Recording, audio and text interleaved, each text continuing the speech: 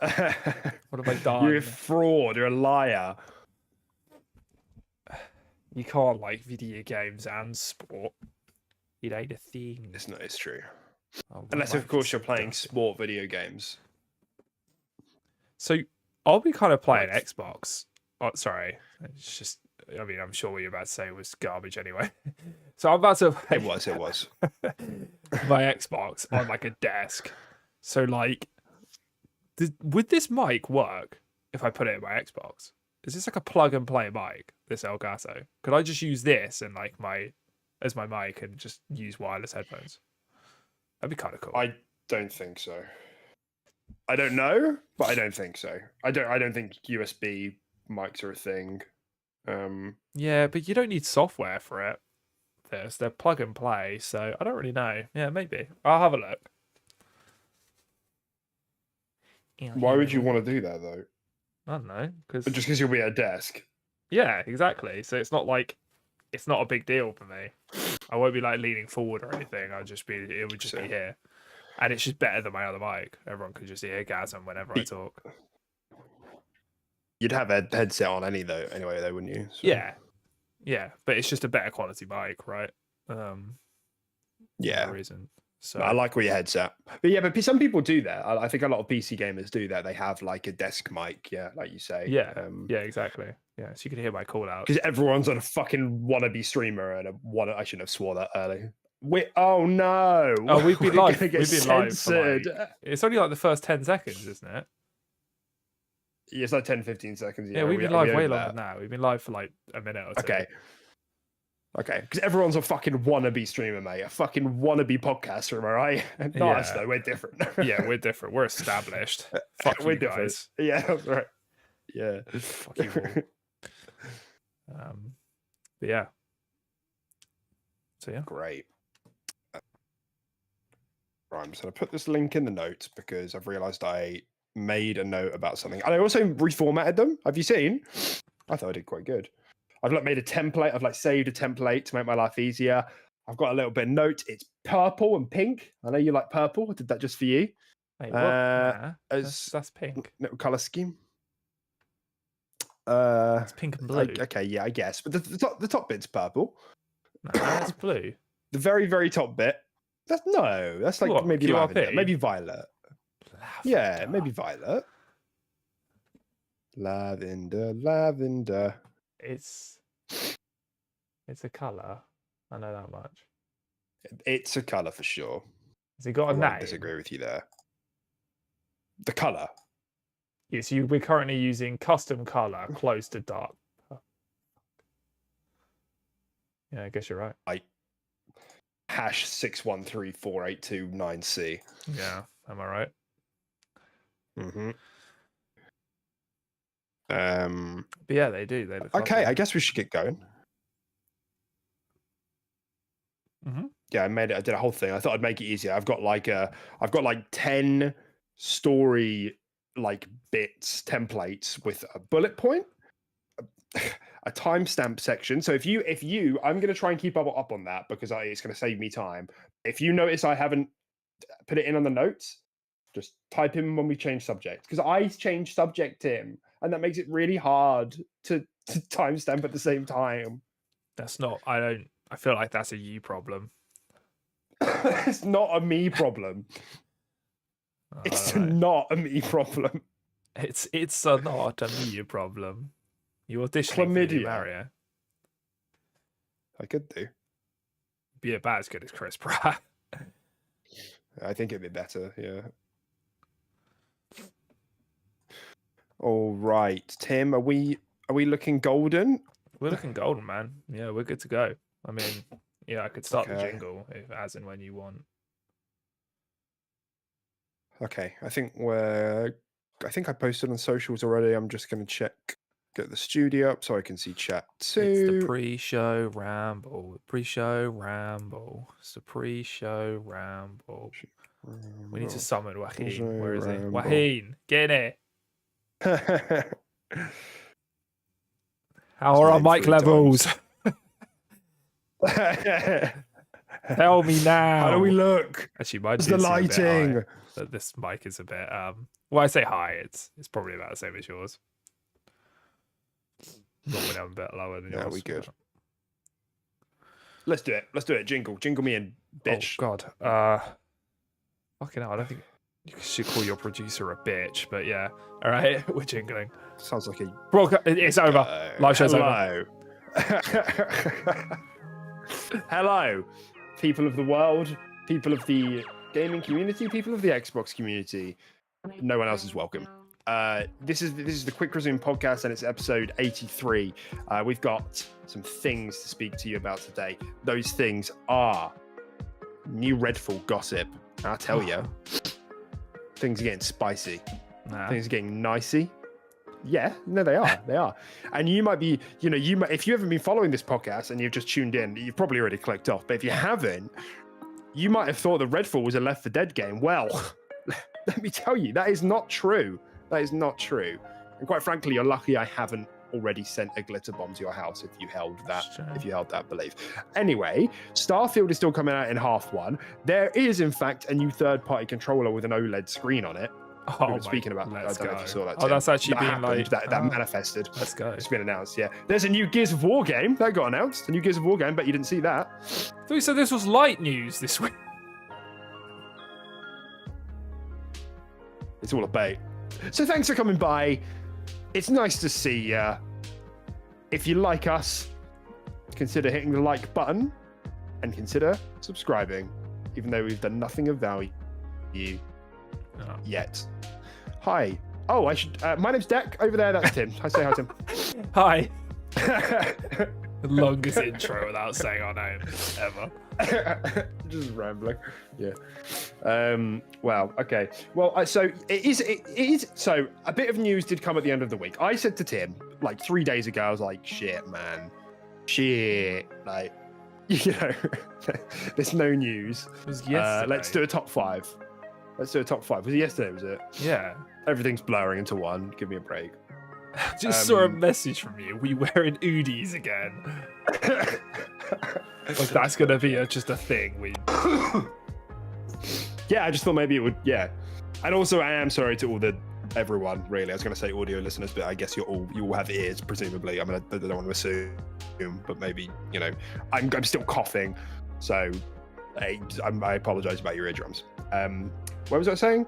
Yeah, I said to Tim, it's been a light news week. Let's do a top 5 of 2022 because I was listening to some other podcasts and I was like, that's cute. Everyone's talking about their 5 favorite games that they played in 2022.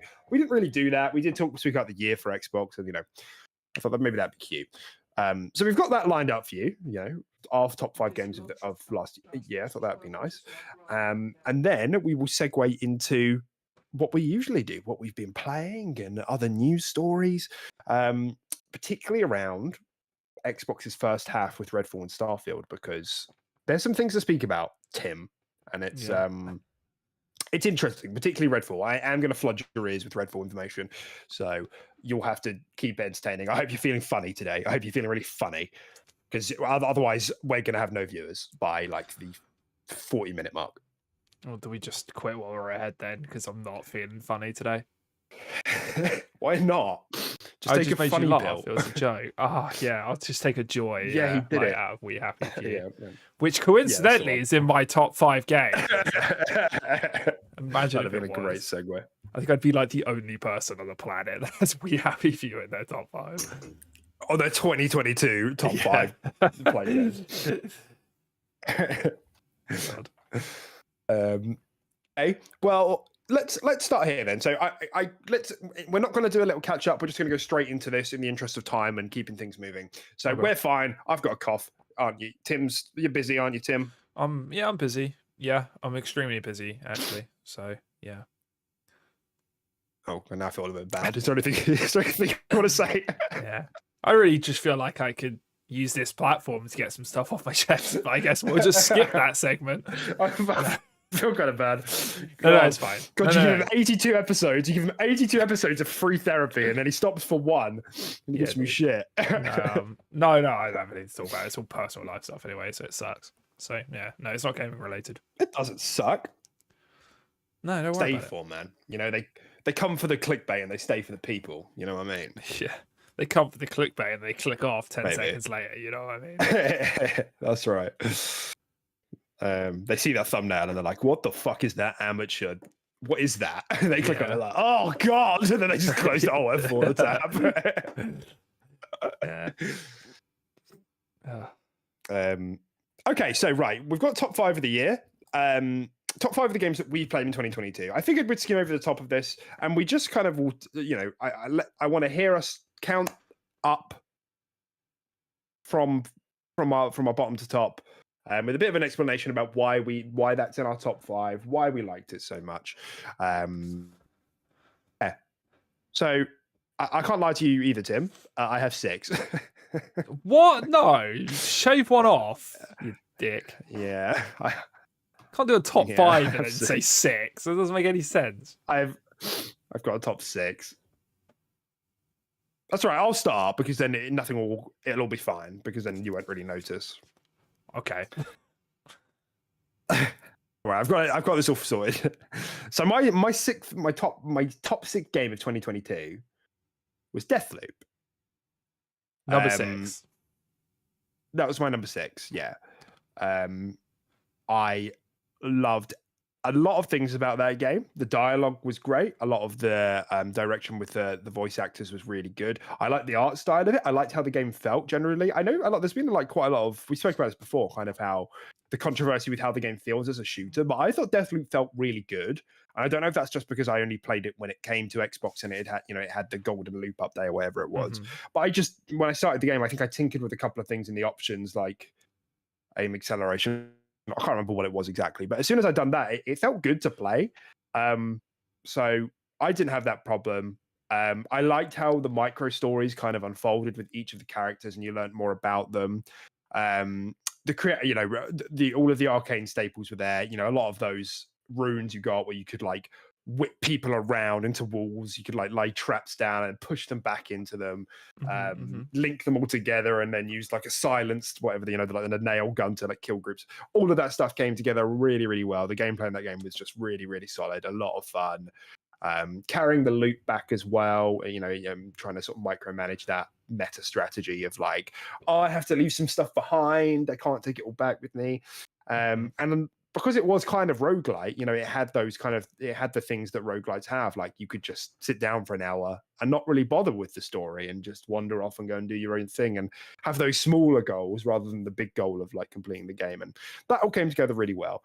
I didn't love some parts of it. I didn't love how some of the quest delivery was designed. And I also didn't like how the game came together narratively. It was kind of a bit messy for me. It was fine, but it left a lot to be desired. But overall, really solid. I loved my time with Deathloop, and that's why it's my number 6 of the year. You're number 6 in your top 5. Yep, that's right. Okay, cool. So I was quite. It's quite tough for me to do my number 5 on my list. There was a couple sort of battling for it. But I'm probably... Do you want to do top 6? I genuinely could do a top 6, yeah. But top 6, top 5, whatever, I'm undecided right now.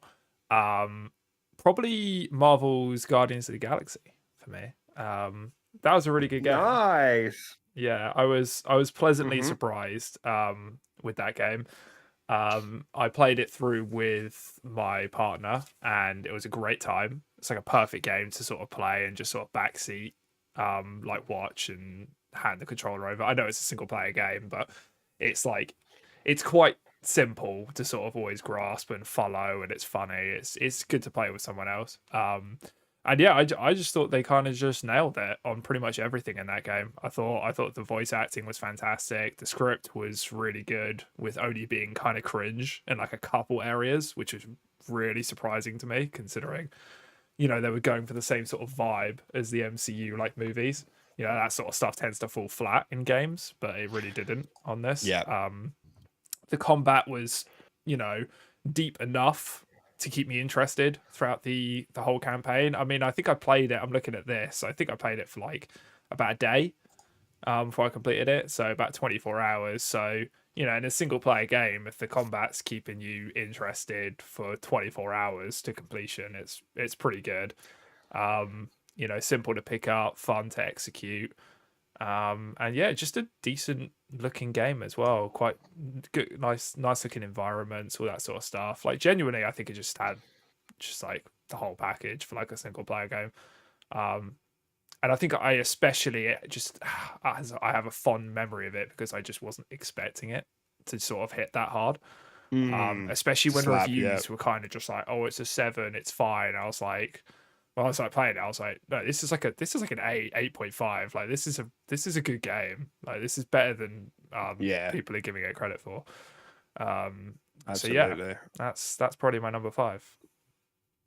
It slapped. And I tell you, the fucking man, the group huddles. Oh my god, the soundtrack in that game. Yeah, Wow. really good. When you huddle, it's like, oh, Mm. it's like heavy, just like a power ballad in the background. Yeah, So it was good. it was just really good. It just it captured like the whole vibe of It's like the hype the Guardians. game. Yeah. Yeah, man. Yeah, I was pleasantly surprised by that one. So yeah. That's a great pick. I like that. So my top 5, well, my number 5, sorry, in my top 6, God of War Ragnarok. I've certainly played this recently, and if you've been listening to the show, I spoke about this not too many episodes ago, but overall, it was a damn good ride. I do have a couple of problems with it here and there, but overall, like, man, the story's just really good. The writing's really good. The characters and the dialogue and the acting, just fantastic. And the combat continues to be amazing. Like, it was a bit of a letdown to me how samey the combat did end up being, but it's still some of the best third-person combat in the whole genre. From 2018, like absolutely nailed it. And Ragnarok is kind of that, but a little bit more. So with that, like it still ends up being very, very good. Being with that. In consideration, and then there's like the whole loot system, which I don't think is amazing, but I think it's very, very good. But once you start to put all of that together, it becomes this really satisfying thing where you can like go out and have these fights and try and explore for a bit of loot. And it's always fun. It's always fun to fight in that game. That's the thing. It did end up being a bit samey in some ways to 2018, both in the combat and sort of maybe the quest design as well. But overall, none of that could derail how good the game was overall. I really, really liked it. I liked how it came together in total. There are some issues, especially in the first 15 hours. The biggest challenge I think the game has is the pacing issues in the first 15 hours. It's like, we've got to stop now and we've got to talk a lot. And here's another combat zone, and now we're going to climb up a wall and talk at you for 45 seconds. And it's a lot of that over and over again. There's even a section in the game where it's pretty much just 3 hours of sitting on the back of a creature and walking around and talking. And it's like, this is really killing it. So that was a real genuine problem, and that's why it's not higher on my list. But like I said, overall, it's not enough to derail it from being one of my favorite games of the year. It was really, really good. And I was always excited to pick up the controller and play more. Nice. Yeah, it's a good pick. Yeah, coincidentally, my next pick is also a PlayStation game. So I played Spider-Man for the first time this year. The first Spider-Man. Oh, nice. Yeah. And that game was a banger, like just through and through. It's good. Yeah, good shit. There's not really much I'll say in it. And everyone's probably played it. And everyone's done it probably multiple times. I want to hear. I want to hear what you liked about it. I went to the party late on this, but yeah, no, it was just really, really solid, man. The combat is just fantastic. Again, I feel like it's similar to like Guardians of the Galaxy for me, where it's deep but not like crazy deep. But like it's not like daunting at the same time.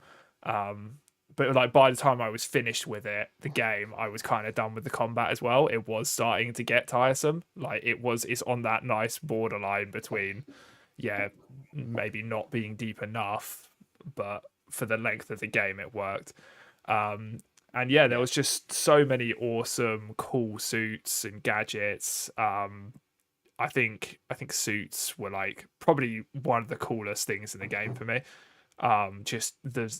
Just how many there were was just so cool, and how they all like unique and had like their own like abilities attached to them and stuff like that. Yeah, it was just a real joy to just go around and unlock them. Yeah, I love that. I actually found myself just doing shitty little collectibles around like the city to get certain suits and stuff like that, which I never do in games. Just because, yeah, it just looks so freaking It's cool. fun to move around. Yeah, when you were just Yeah. flying around wearing this cool new suit and it had like a unique ability and stuff like that. Yeah, which also leads me on to my next point is the traversal in that game, and just moving around the city is just I genuinely think it's perfect. Yeah, like I don't think I've had a better game to traverse the world in. And yeah, it's just mental. It was just so good. And what else about it? Yeah, story was great. Voice acting was phenomenal. Yeah, the cutscenes were great. Looked very pretty for a. How old is that game now? Is it 2018? Spider-Man. Yeah, no, it's older than 2016. I can't. It wasn't the same year as God of War, was it? It was. I think it's 2018. Yeah, same year. No, 2016. Was it really? No, yeah, it was same year as God of War. Yeah, I'm pretty sure it was 2018. Was it really? Yeah. Christ, no wonder that it's such a good year. Like Spider-Man and God of War. Yeah, it was. Wow. Yeah. So yeah, and yeah, it just looked phenomenal even for a 2018 game and runs so well. And yeah, man, I just thought it was great. The whole like cast of villains, super cool. For anyone who hasn't played it yet, spoilers, but the whole like Sinister Six all coming together and you just fight off like each one, like one by one, as they like sort of harass the city and stuff like that. Just really good. I just really enjoyed my time with it. Yeah, that's my number 4 on my list. That's a great pick. Yeah, so it's a good game. There's really nothing like Spider-Man's Insomniac Spider-Man rather is like one of those games that like everyone is gonna like. It's hard to not like in some capacity. Do you know what I mean? Like, not a lot of people are going to give it 10 out of 10s probably, but like it's just so likable. It's so easy to play. That's just and just so impressive. Yeah, that's right. Yeah, fabulous. Okay, well, my number 4 is Guardians of the Galaxy. Let's go.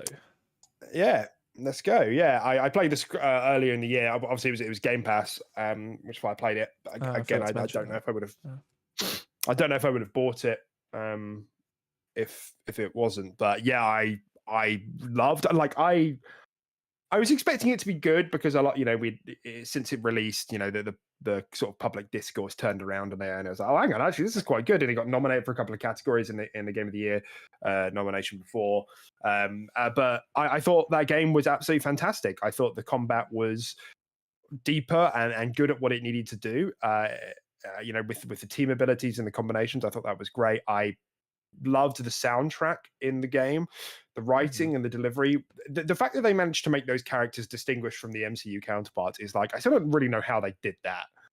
Like that was like everyone's problem going into it. It's like, that kind of looks like Chris Pratt, Star-Lord, but it's kind of not. But they very much have their own personality, those characters. And like I said, it just becomes hype, the game. Those team huddles, and then it like kicks in with some music. Wow.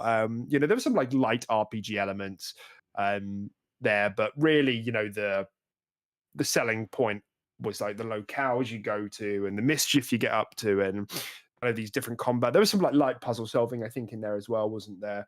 And I think there was dialogue choices as well. Was there not? Have I read that up? Yeah. Yes, there were dialogue choices. Yeah. So like all of that and the tone, it was funny. It was really heartfelt as well. Like I remember it being quite having some really strong emotional beats throughout. I just thought it was really good. I was expecting it to be good. I wasn't expecting it to be like a 9 out of 10 sort of game for me.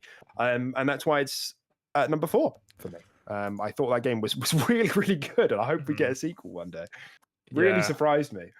Yeah, it was super good. Yeah, I think I played it a little bit before you, didn't I? And I was like, dude, this is great. I was like, hop on this.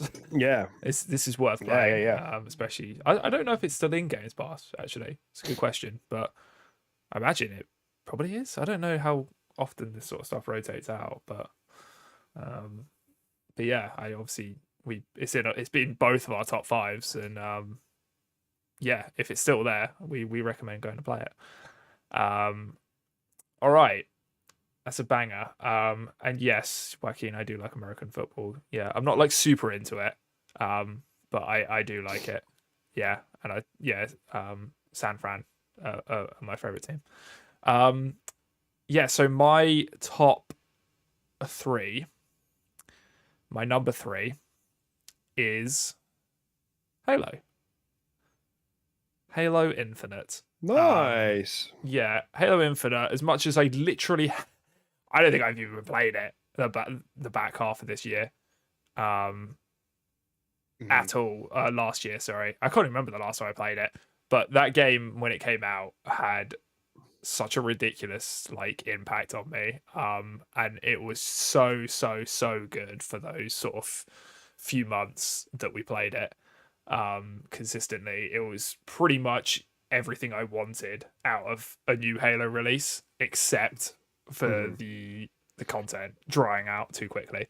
The service. Yeah, exactly. If the service maintained itself and the service didn't dry out quite as quickly as it did, I would genuinely still be playing it. The sandbox was wonderful with the amount of weapons that were in it.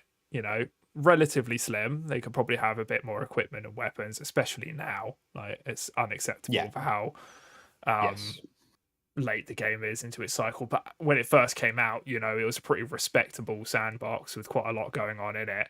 And I just loved how everything had like reacted with something else and like had its own like physics and stuff like that. There were so many cool like crazy moments that we did. And yeah, man. I remember. Oh yeah, what are you gonna say? Sorry.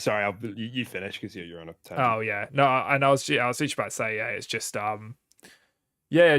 it just felt amazing to play as well. Just like the way the shooting felt was just really, really good. Obviously there were the sort of what do they call it? The D something, the desync. That's it. There were some desync issues, like dying around corners and stuff like that, or maybe a shot not registering, stuff like that. It wasn't perfect, but like for the most part, the game felt and played really, really, really well. And I was generally very happy with the engine it was built in and how it looked and felt and stuff like that. And yeah, I just really feel like they just fell short for me on the content service. The way they did armor cores, I'm still not 100% a fan of that. Like, I think it's okay. I think on paper it sounded better than what it turned out to be. Because when we were talking about it pre-launch and stuff like that, we were like, oh, it'd be like a sticker book. You collect everything. It's kind of cool. But it just turned out to be a bit like way more shallow than we thought. And yeah, I didn't like it. A bit restrictive. Yeah, some stuff can be put on other stuff, even if it was as simple as a color palette. I know they've done some of that now. But like, why couldn't I just have a cool shader and just put it on any core I wanted? It was just really weirdly like restrictive. But yeah, I've had some of the best first person shooter moments over the last year or so playing Big Team Battle on that game with all my friends. Just endless laughs, great time. Yeah, it definitely deserves a spot in my top 5 list, and it takes number 3. Wow, yeah, that's a really that's a really interesting pick, because I don't have Halo Infinite in my top 6. Oh really? In my top 6, top 5. That's interesting. Yeah, I really thought about it. Yeah, no, I and it, on the year in summary that True Achievements did, that posts what your most played game was in your hours and everything. Halo was my most played game for the whole year, and I stopped playing that since probably May. Like, I haven't probably played it since then. Yeah. But I reckon it's more on like a technicality on like like the game like came out in the beta in like October, didn't it? Like was it October, November? Yeah, in like mid-October, it came out a bit early. And I reckon by the time it came to February, like January, February, I think like I continued to play it quite a lot. But I think those beginning months, I just have a bit of a fuzzy memory. Like I've technically did like we as a group play it a lot in those beginning months of the year, and I don't know if we did. Maybe I'm remembering it wrong. We played it but for because a long time as like a big group. It would make it 2.5 months from when it launched to the beginning of the new year, and I don't know if we played it at like 3 months into its life cycle. Like, bearing in mind there's still hardly any updates at that point. So I don't know, but like I said, it's still my most played game of the year. So I still played it a lot in those first maybe 3 or 4 months of the year, and I really did think about it. But the novelty had worn off by the beginning of the year. Like I was still enjoying it for sure, but at that point I was like, okay, I'm ready for more. Like I need more now. Definitely in those first few months of 21, or sorry, the back end months of 21 when it launched, I was like, yes, like everything you just said, yes. So it's just more of a technicality of like, I'm not sure if it quite goes into the 2022 thing. Like that's all. But true. If I was doing a top 10, I'd probably lob it in there. Just like for all the reasons you said, like I think it does technically fall into the 2022, but yeah, I'm with you on all of those points. Okay, so my number 3 is going to be A Plague's Tale Requiem. Probably not mentally surprising. I've spoken about it on the show quite a lot. The follow up to Plague's Tale Innocence, whenever that came out. When did that come out? Tim, can you have a look for me, please? What? Off. Plague's Tale Innocence. Plague's Tale Innocence, the first one. I want to say it's probably 2017 or something like that. But I thought this game was pretty much fantastic. 2019. On the narrative front, it was like 2019. Yeah, so not that long ago. Quick turnaround. On the narrative front, I thought this game was like nearly perfect. Like this was a nearly perfect story. In fact, I might even say it was a perfect story. Again, all of the voice acting, the voice direction, the delivery of all the characters you meet, not just Amicia and Hugo, were all very, very entertaining. They all brought something to the story which kept it interesting. The sort of combat was very, very cool. Same as the Plague Tale, where it's kind of like it's just like a stealth game, really. It's like something except the rats occupy the dark, and it's kind of this cool contrast, because in most stealth games, you're creeping around in the shadows, but in this game you're creeping around in the light, because the rats are, and you use the darkness to kind of try and kill your enemies in a lot of ways. You get those bombs where you can like put out light, and then the rats will swarm into where the new darkness is created, and then eat people and things like that.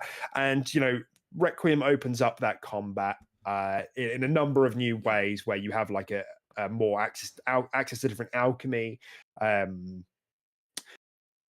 do different things with the fire. Like some of them, there's like, and it also has like a different resource system, where there's like a couple of things you can get. Like you'll find like some knives around, and they're like one-time use, so it's like a panic button essentially if somebody gets too close to you. Yeah. There's also like this alchemy thing that you can get, where again it's like a panic button where you like swing it around and smack it on the ground, and it lets out sparks every time to like keep you alive if you accidentally go into like a dark area with rats. It'll keep you alive for a little bit. So there's things like that. And so it has this cool like resource management where you find these things. You get a crossbow eventually, but again you can only carry like 1 or 2 bolts. So this is not, you don't really use it regularly.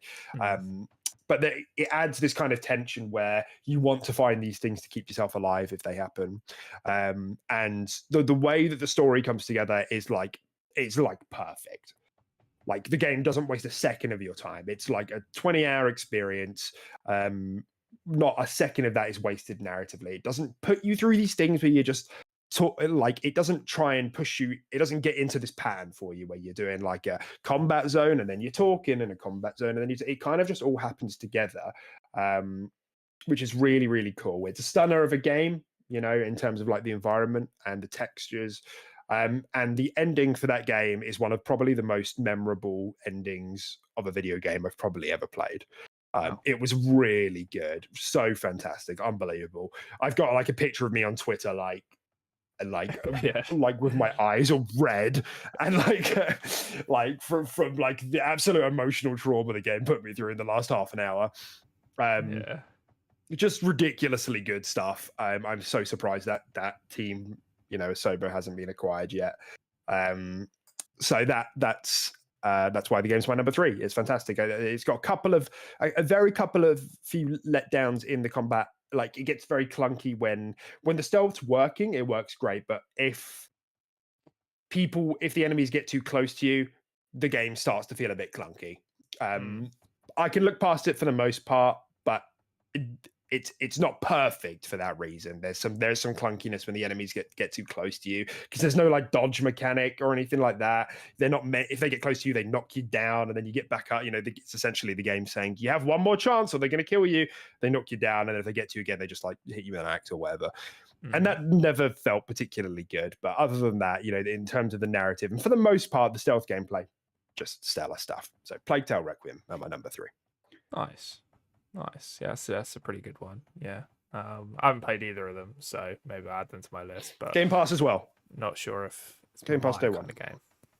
Yeah. Nice. Yeah, no, fair enough. Yeah, it's not a combat heavy game. It's a stealth game. Yeah. So yeah, my smooth brain needs combat. it's fair enough. So yeah, my number 2 is this is quite tough to decide my number 2 and 1. I think you could probably guess what the 2 I've narrowed it down to are. But I think I'm gonna give number 2 to Elden Ring. So yeah. Nice. Yeah, Elden Ring was very, very good. For those of you that follow the podcast, yes, I haven't completed it. I'm like 2-3 bosses away from completing it. Like, get off my back.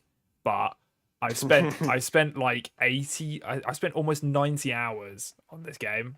So like I've really taken my time. I could have completed it by now, but I've very much taken my time going through this world and with a fine-tooth comb. I'm pretty sure most people didn't spend 90 plus hours doing their first playthrough. So bite me. I don't know. The game's just that big. It is just that big, but I don't think generally I think probably like, I don't know, like David and Joaquin, you probably played Elden Ring, right? If you have, I don't know what time you did your first completion in it. But let me know. Not cool, man. Why did you type that in the chat? But yeah, I mean, what can I say about the game that hasn't been said already? It's just really, really good. I mean, we're both big fans of the what they call the Soulsborne genre now. The only ones I haven't played are Bloodborne because it's PlayStation, and I haven't got around to it. Shit. And is shit. Hot takes. And Sekiro as well, which I did give a go, but I didn't get into it. I wasn't as into that like Japanese sort of style, like samurai style, as much as I was like high fantasy. I do prefer the high fantasy setting.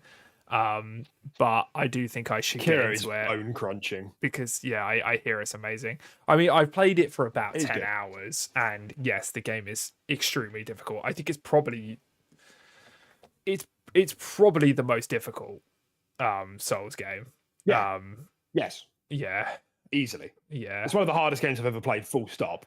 It's like Spelunky levels of difficult. Yeah, it is really tough, yeah. But yeah, so Elden Ring is just, it's enormous, it's massive, it's vast, it's beautiful. It's got everything the other Souls games have, with exploration and combat and a huge variety of bosses. It's insane how many bosses they got into that game.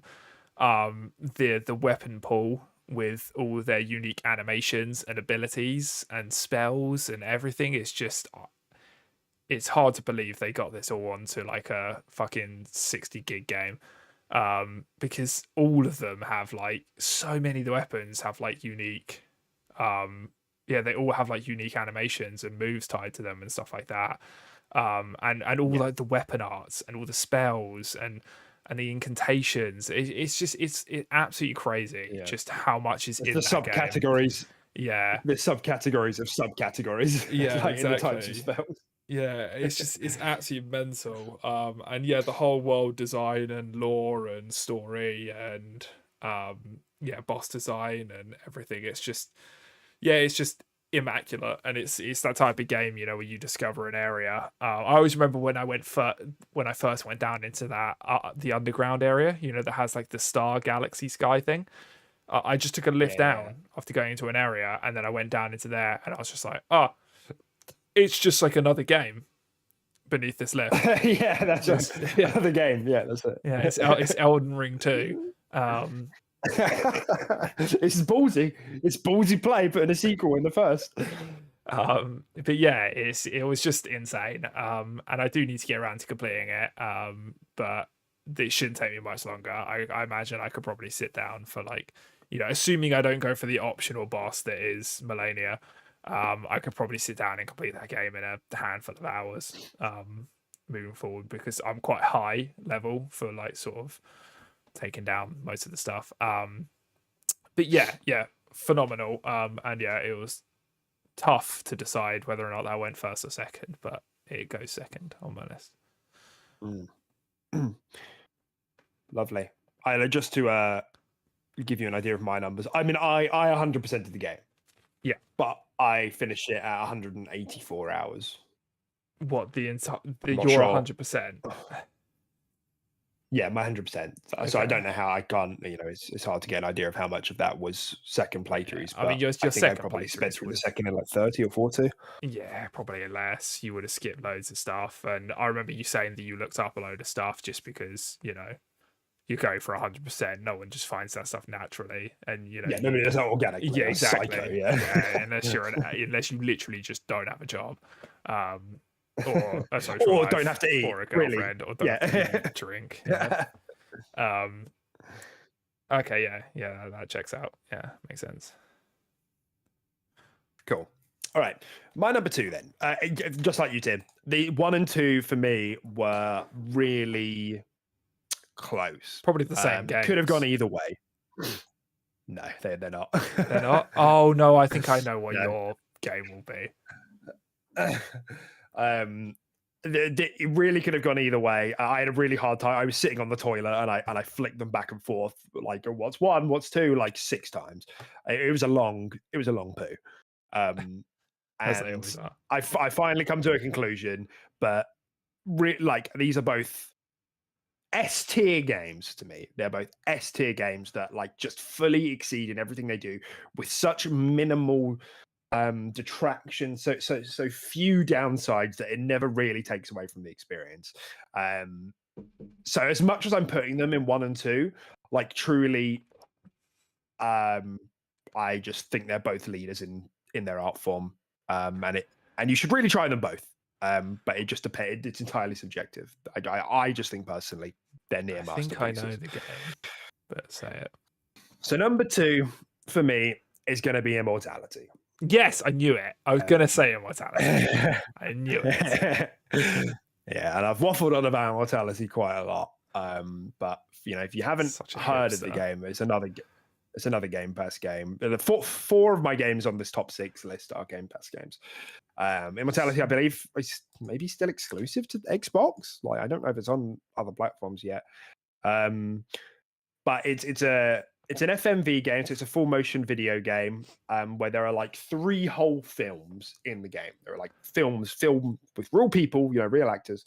And the game pretty much just says to you, Marissa Marcel, who's one of the actresses in all 3 of those films, did those 3, and as part of like the clips, she's done interviews and stuff, and then she went missing. She just vanished, and we don't know what happened.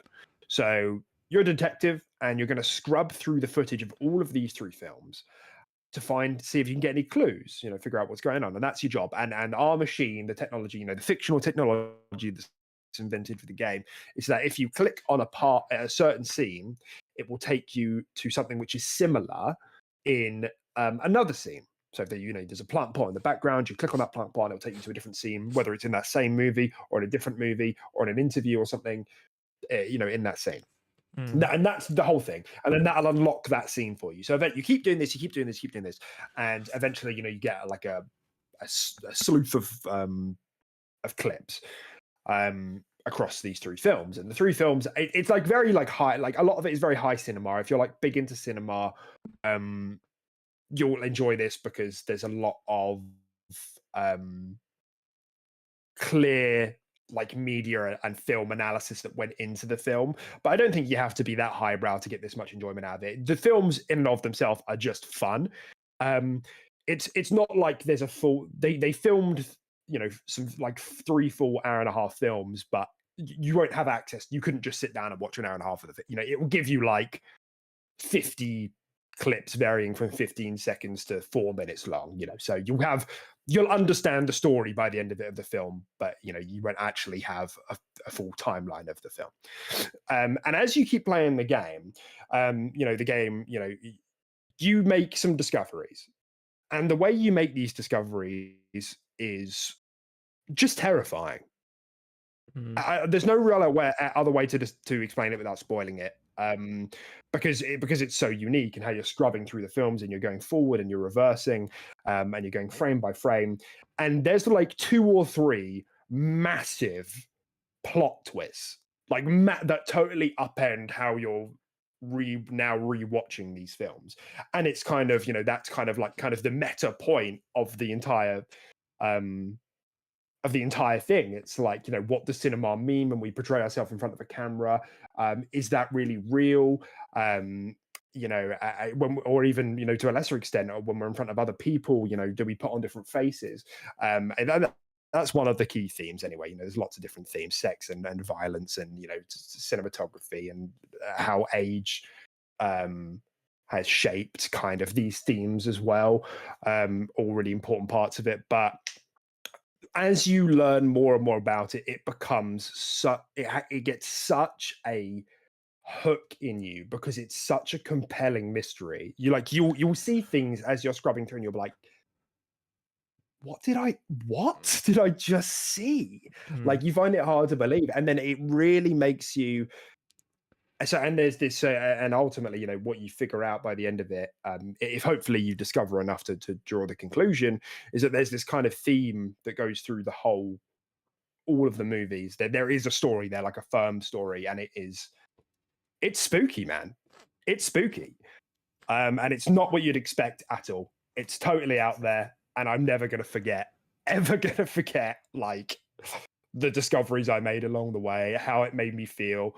I was scared. I was frightened, and it's a movie about movies. No, it's a game about movies, rather. You know, like the game, it fucking scared me, because the way it's done is just it's so unique. It's video games, man. Immortality is video games. This could not have been done in any other medium, and you know I like that shit. I like that shit. You do. Immortality is just so fantastic. I'd recommend, even if you're not into it, I'd recommend just booting it up, trying it for a couple of hours. If it's not vibing, that's fine. Put it down. It's not going to be for everyone, but just have a fiddle around. The movies in and of themselves are entertaining anyway, but you will see things probably, and you will be interested. So, Immortality number 2. Wow, absolutely fantastic. I can't believe this game didn't get more nods in Game of the Year, to be honest with you, but that's where we're at. Yeah, but it doesn't beat Cat Game, does it? So shut up. No, it doesn't beat Cat Game. Yeah, Cat Game is clearly best. The janky ass press a button to jump Cat Game. Yeah. Yeah, fucking, you're so woke, man. I love that pick. What? No, it's good. It's a good pick. And yeah, my pick is so my number 1. Do you think you know what it is? I wonder. I wonder if there's a little man running around on the wall, booping people off cliffs. Nah. Healing and giving speed boosts. No. So my number 1 is golf with your friends. Such a good pick. That gave me a hot pick. It really just brought us together as a group, like genuinely. No, I'm kidding. It's not golf with fucking friends. Yeah, it's Overwatch 2. Yeah, it's a bit of a basic pick. Oh, you picked a team shooter. I don't know, whatever. The game's fucking quality. We were in like massive fans of the first Overwatch. played it to death, and that was just me and Deck back in the day, because we didn't really have the friend group we have now to play these sort of games with. And obviously, as you know, Overwatch is a sort of game like any other team shooter. The more people you have, the better it feels. You know, playing with randos can sometimes make you want to scoop out your eyes. But yeah, it was. We still enjoyed it so much and played it for hundreds of hours. I mean, I'm looking at my total clock time. Obviously, it just updated the app for Overwatch 1, the actual client. So it's like the same Yeah. game technically, but my total played, and it's probably more than what it says here because it's not updated, but I've got over 700 hours in it. So yeah, I played it for a pretty lengthy time. Big fan of it. And yeah, I feel like Overwatch 2 is just apart from maybe the cosmetic side of things, in the fact that you don't get quite as much quite as fast, you know, because of the whole loot box system in Overwatch 1, you know, and with like account leveling, you've got loot boxes. I found you gathered loot quicker in Overwatch 1, and in this one obviously you have to pay out your ass to get stuff. They need to fix their store. The battle pass system is great, but it's just not really enough. Once you're kind of done with it, that's kind of it. And you're not really getting anything. I mean, I think since playing Overwatch 2, you know, I've got the handful of battle pass skins that you get, and then I bought maybe one skin from the shop. You know, so like I've probably had like a total of like maybe double digits skins, you know, in the entire time I played Overwatch 2 as a game. So they drip feed that stuff to you a lot slower. But the quality definitely seems to be better. Some of the skins they're coming out with in the battle pass and the mythic skins and stuff like that, you know, the quality is definitely there. The mythic skins are an insane addition to the game. Really, really cool cosmetics to chase for. But yeah, the gameplay is just Overwatch 1 but better. They reduced it from 6 to 5. I think that flows a lot better. And yeah, as long as you're playing role queue, the game feels great. And but yeah, outside of role queue, everyone just plays tanks with one healer, probably being Moira. And it's just not fun. So play role queue if you're looking to get into Overwatch. But yeah, it's great fun. I still play it pretty much every single time I boot up my Xbox. It's timeless, and yeah, it's definitely my number one. But I do have some honorable mentions, but I'll do it after your number one. I do as well. Yeah, because there are some games I want to shout out that almost made the list. But yeah, you can go on to your number one. That's me. Yeah, that's a good shout. You know, I Overwatch hasn't made my list. Really?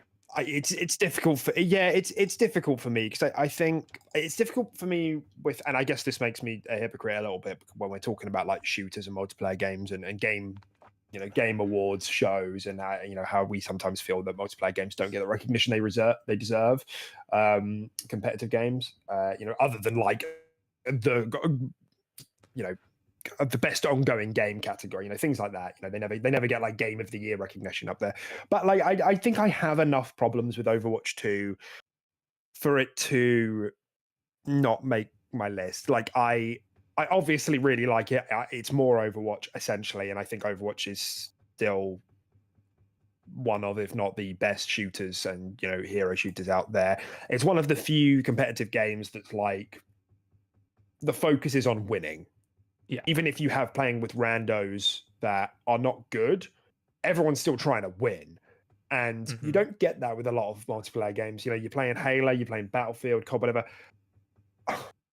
People really trying to win? Not really. They're off just trying to get even kills. like, and that's sorry, I hate to just interrupt, but yeah, even like Apex and stuff like that, you know, people just go out to just like high kill games, and then if they get sent back to the lobby, they're still happy dropping 15 kills, you know, even though they haven't won the game. Yeah, it is stuff like that. Yeah. And so I definitely like that there's this kind of, you know, the way it's designed is that everybody's focusing on winning. I think that's great. It, like, you know, makes this real nice sense of team cohesion. And I do like what they've done so far with the game. I like the new characters. I do like the reduction from 6 to 6 to 5v5. The move from free to play hasn't been smooth, you know. The battle passes I think are generally good. They're pretty good. Yeah. You can feel the lack of loot boxes and the lack of like cosmetic economy. Do you know, you don't get any that much, and they've recently made it so there's always going to be one legendary skin per event that you can get if you complete the challenges, which is like fine, I guess, but you know, you just don't get much. This game is so stingy, And especially so how much stingy. there is in it. Like each character has like 50 fucking voice lines, and like there's weapon charms and there's highlight intros. There are so many things in that game. Like I don't know if you could just bundle them all into cosmetics, but there's literally thousands upon thousands. And yeah, the fact that they're handing them out as stingingly as they are, yeah. Yeah. And so that bothers me. And then, you know, like you said, that there's problems with like open queue, and it's great that there's options for closed and open queue, but I think it's just a real design problem they have. You know, the fact that they've made tanks to be, you know, the meta, they want the game to be played with one tank and they're powerful characters that fill role X. You know, they do this thing, but as a result, in open queue, you have a lot of teams that will just play multiple tanks because they're designed to be powerful. They're healthy, they're strong, they have a lot of crowd control, and that makes that really unfun. And sometimes I just want to queue open queue. I don't want to have to queue in and play support. And so for that reason, I think you have a problem where, you know, a lot of people end up being funneled into playing too much support. And I think that's you know, that's a design dilemma that they have to figure out. And you know, they've been a bit slow with some of the service updates so far. You know, don't get me wrong, it hasn't been awful, but you know, so I just have enough problems that it's like I feel like this should have all been wrinkled out before the launch of Overwatch 2. Do you know, it's been a long time, but you know, overall, of course, yeah, still really enjoying it, but I have enough problems where it's like I think I don't think I can put this above any of the other games that I've put here, like critically, you know. Yeah. Mine's just based solely on just like fun. Hours played and fun. Yeah, Yeah, I just hop on that game and I just have fun with it. Yeah, like so consistently. Of course, yeah. and it is. Yeah, it is fun. Yeah, I won't disagree with you. It is. Okay, well, my number one then, to no one's surprise, just is going to be Elden Ring. Like I said, it's like to me, Immortality and Elden Ring are tied. You know, I'd give them the same numerical score, but if you put a gun to my head and told me to pick one over the other, I would give it to Elden Ring just because of the scope of that game. And I don't have much to add on top of what Tim has already said, but like the only thing I will say is how exciting it was to be playing that game at the same time as everyone else. Like I don't know if you'd get the same thing if you played it now. Like you'd still have a good time, but like the fact that like there are very few games. I refuse to play most single player games in parties. I can't do it. I can't do it. I can't stand it. I don't want to hear people eating fucking Doritos. I don't want to hear people playing music in the background. I don't want to hear it. You know, I don't want to get the game spoiled for me. But with Elden Ring, it's different because the game's foundation is on like a billion tiny ants walking around. Do you know what I mean? The ants being the areas, the weapons, the spells, the enemy direction, the bosses, all the music, all of this. It doesn't matter. Like I remember at one point, one of our friends was in a party with me. He was like, "Yeah, man, I just killed a T-Rex with tiny arms, a T-Rex dog with tiny arms," and I was like, yeah, okay. And I didn't know what that meant. I learned what that meant eventually. Yeah. But like we could speak about these things and it wouldn't matter because the game just had so much in it that it afforded itself the flexibility to be sociable. And then obviously, you know, it has the asymmetrical social elements that Elden Ring has. You forget, Elden Ring could be co-opted. It was a bit clunky in some of its direction, and you know, I said, you know, I think its invasion mechanics were a bit too watered down for me. You could only be invaded in Elden Ring if you had already summoned in a second person. That you couldn't be invaded just normally. And I felt that was a bit of a waste. It kind of got a bit of rid of some of the tension, especially with how forgiving the game was with checkpoints and what were they? You know, not the bonfires, the state of Maracas. The graces. Yeah. Oh, yeah. Sorry. That's right. So like even if you died, if you got invaded and died, you would never really go that far back because the game was like fairly forgiving with that. so, just the zeitgeist of playing that at the same time as everyone else, getting in a party, talking about what we're doing. Oh, do you want to come and do this boss with me? Yeah, sure. No problem. I'm using a new build. I might as well come and try it out with a boss. And, just Yeah, things like yeah, that. You didn't have to. The fact that that game exists and you can play so much of it co-op and wander around if you want to together and just do that is just, that's just mental. That is just yeah, mental. And I would say I probably only played that game in co-op for maybe 20%, maybe even less, 15% of my overall time, but I could do it if I wanted to. yeah, I, yeah, definitely. and that was just so fun. And I meant to shout this out for Deathloop as well. I liked that Deathloop did that as well. I didn't mention it, but I enjoyed the time I had with the invasion mechanic in that game. But like by for me the only thing to add again on top of what Tim's already said with Elden Ring was like exploration. I can't think of a game that has induced like a feeling of exploration better than Elden Ring. Like it's ridiculous. You never know. You're literally walking on a field. Oh, there's some ruins. Oh, look, there's some stairs down into this underground cave. Oh, there's a boss here. Oh, cool, a chest, a new spell. Better go out. Oh, there's an enemy. Better fight him. Oh no, I've hit the wall and there's an invisible wall and now there's another secret tomb behind this tomb. Gonna go in there, open the chest. Oh no, I've been teleported across the world. And it's crazy, and that shit happens regularly. Yeah, Like when you will just stumble into these sequence of events that couldn't have happened unless you had made the decisions that you made. Do you know what I mean? It's all player driven, like ridiculous. yeah, absolutely, yeah, and even like the whole like world changes depending on the time of day as well. Like I always remember going to that Castle Morn, or like the near the area in like the open grassy plains and stuff, and I did it during the day. It was fine. I was running around on my horse, whatever, and I just happened to be there at nighttime another time, and a fucking death bird just swooped down from the sky and just started murdering me, and I was like, this is just a boss. This is just a boss in an area I've already been, but now it's night, and I wouldn't have found it unless I came back here at night. What's happening? Yeah. Yeah, it's just stuff like that. Absolutely. All and all of that's right, like the dynamic elements, and then sometimes enemies will get close together and they might fight each other. There's like wandering things. There's the turtles. Then there's the giants that are pulling the carts along. There's like roaming bosses. The boys on the horses. Oh, I the can't remember what Night they're called. Cavalries, I think they're called. Yeah, and there was the big discussion around this at the time. That it stays away from map markers. You've got to pin your own shit. Yeah, It's the game not doing it for you. You pin your own shit, and like it was engaging, like because of the way.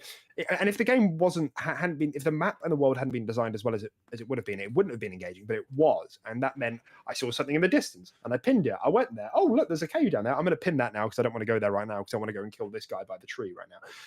Just all the time, just stuff like that. Everything, like the proximity of the game is so fine tuned that there's always something that you can go to. Like you never look over the horizon, you're like, I don't know where to go. It's more like there are so many places to go, I don't even know where to start. Like, do you know what I mean? Yeah. And all of that, like I said, is built on the foundation of there being so much content in there that they could afford to just be like, yeah, let's keep stretching this island out further and further. Just a ridiculous experience, a ridiculous game, a really worthy evolution of the Souls format. And I don't really know if there's much else I can say. There's a lot to say, but everybody's already experienced Elden Ring and heard a lot of reviews.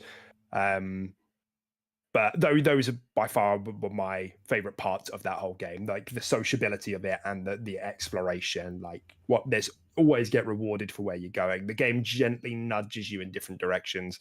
It does remain a bit ambiguous in some parts. I've always held that criticism of Souls games, but for the most part, the game is so forgiving and there's so much to do. You're not bottlenecked into anything. It's like you've got to find this hidden key in the marsh that's underwater and behind 3 wolves, but one of the wolves shut it out inside a turtle, and the turtle ran off inside the chimney. It's nothing. It gently. There's always somewhere else you can go.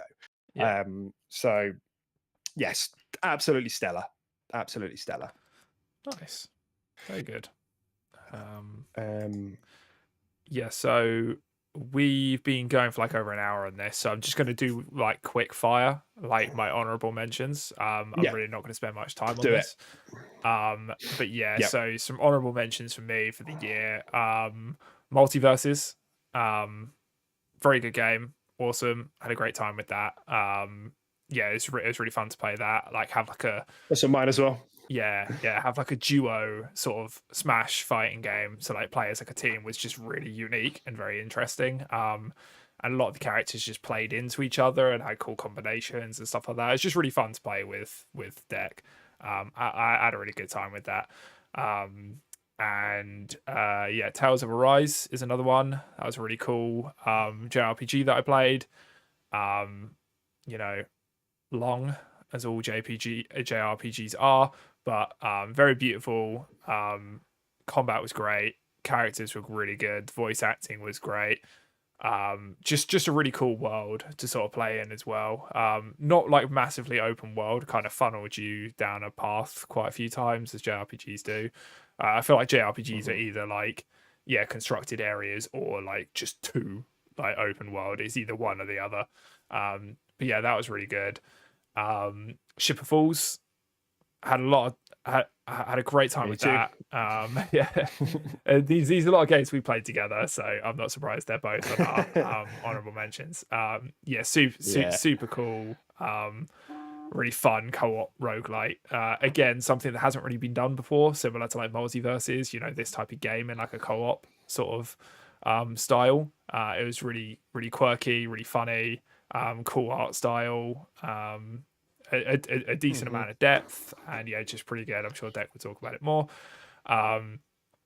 Gunfire Reborn, very good. Had a great time with that. Dropped into Games Pass. Really fun roguelite to play with all my friends, and even solo. You can kind of grind it solo. It's a fun game to play on cloud, although you won't be able to read any of the items that you pick up because the text is like ant size. um, and but yeah, really fun, really cool, so smooth and nice to play. Like I think that game runs at like 140 frames. Like my one, I was getting like 140 FPS out of it. My TV only goes to 120, but yeah, so that was great. What else? I think I had one more as well. Can't remember what it was. You can do it. I think that was most of them. I think my other one was Tiny Tina's. You know, we had good fun with that. It's a Borderlands game. For those of you who don't know, we're massive Borderlands fans. And it was really good. It was just like kind of kept the same formula, but put it in this funny sort of high fantasy sort of setting, which we really love from the Borderlands 2 DLC for the Tiny Tina DLC. It's like a fan favorite. It's really good. You know, I think I would have played it more if Borderlands 3 didn't actually. Borderlands 3 kind of not put me off the series, but like I was kind of just like I'm kind of like done with it into the next like mainline one. And I was just like, it didn't leave a sour taste in my mouth, but it just could have been better. So like I feel like I could have played it more if Borderlands 3 hit a little bit harder, but I still sunk like a day or two into it. You know, had a great time playing through that with my buds. And yeah, I think that's it. My honorable mentions, yeah. Lovely. Yeah, I've got a lot of similar picks in there. Yeah, same sort of thing. Like lots of good co-op games that didn't quite make the list due to sort of scope or maybe just a few too many. Vampire Survivors were good, but Survivors. not great. I forgot Vampire Survivors. Yeah, you can also talk on my about list. that, but it's also on my honorable mentions. But you can talk about it. Yeah, that's okay. I'm not going to go on for long here because, like you said, we've been going on for a while. But yeah, I had in my honorable mentions. I've had again. These are games that we've played this in the last year, not necessarily that have come out, but yeah. Halo Infinite was in there. Overwatch 2 is also in there. Outer Wilds: Echo of the Eye that came out towards the end of 2021, but I only played it in sort of January 22. So it was that DLC for Outer Wilds. You all know I think Outer Wilds is phenomenal. It's like immortality up there with like level of indie game, like perfection of the medium. Echoes of the Eye was the DLC, and it's kind of ridiculous that they came that close to making another 10 out of 10. It was like a 9 out of 10, I think, but like absurd like just that DLC is very, very cool. Yeah, really amazing. Mm. Sekiro, Gunfire Reborn, Tiny Tina's Wonderlands. I had Cyberpunk as well. I played Cyberpunk through this year. That was a really good experience when I played it. Again, not good enough to get in my top 5, top 6 list, but it was enjoyable. I had a really hard time not putting As Dusk Falls in here. I think I liked As Dusk Falls more than a lot of people. I think ultimately it doesn't make the cut.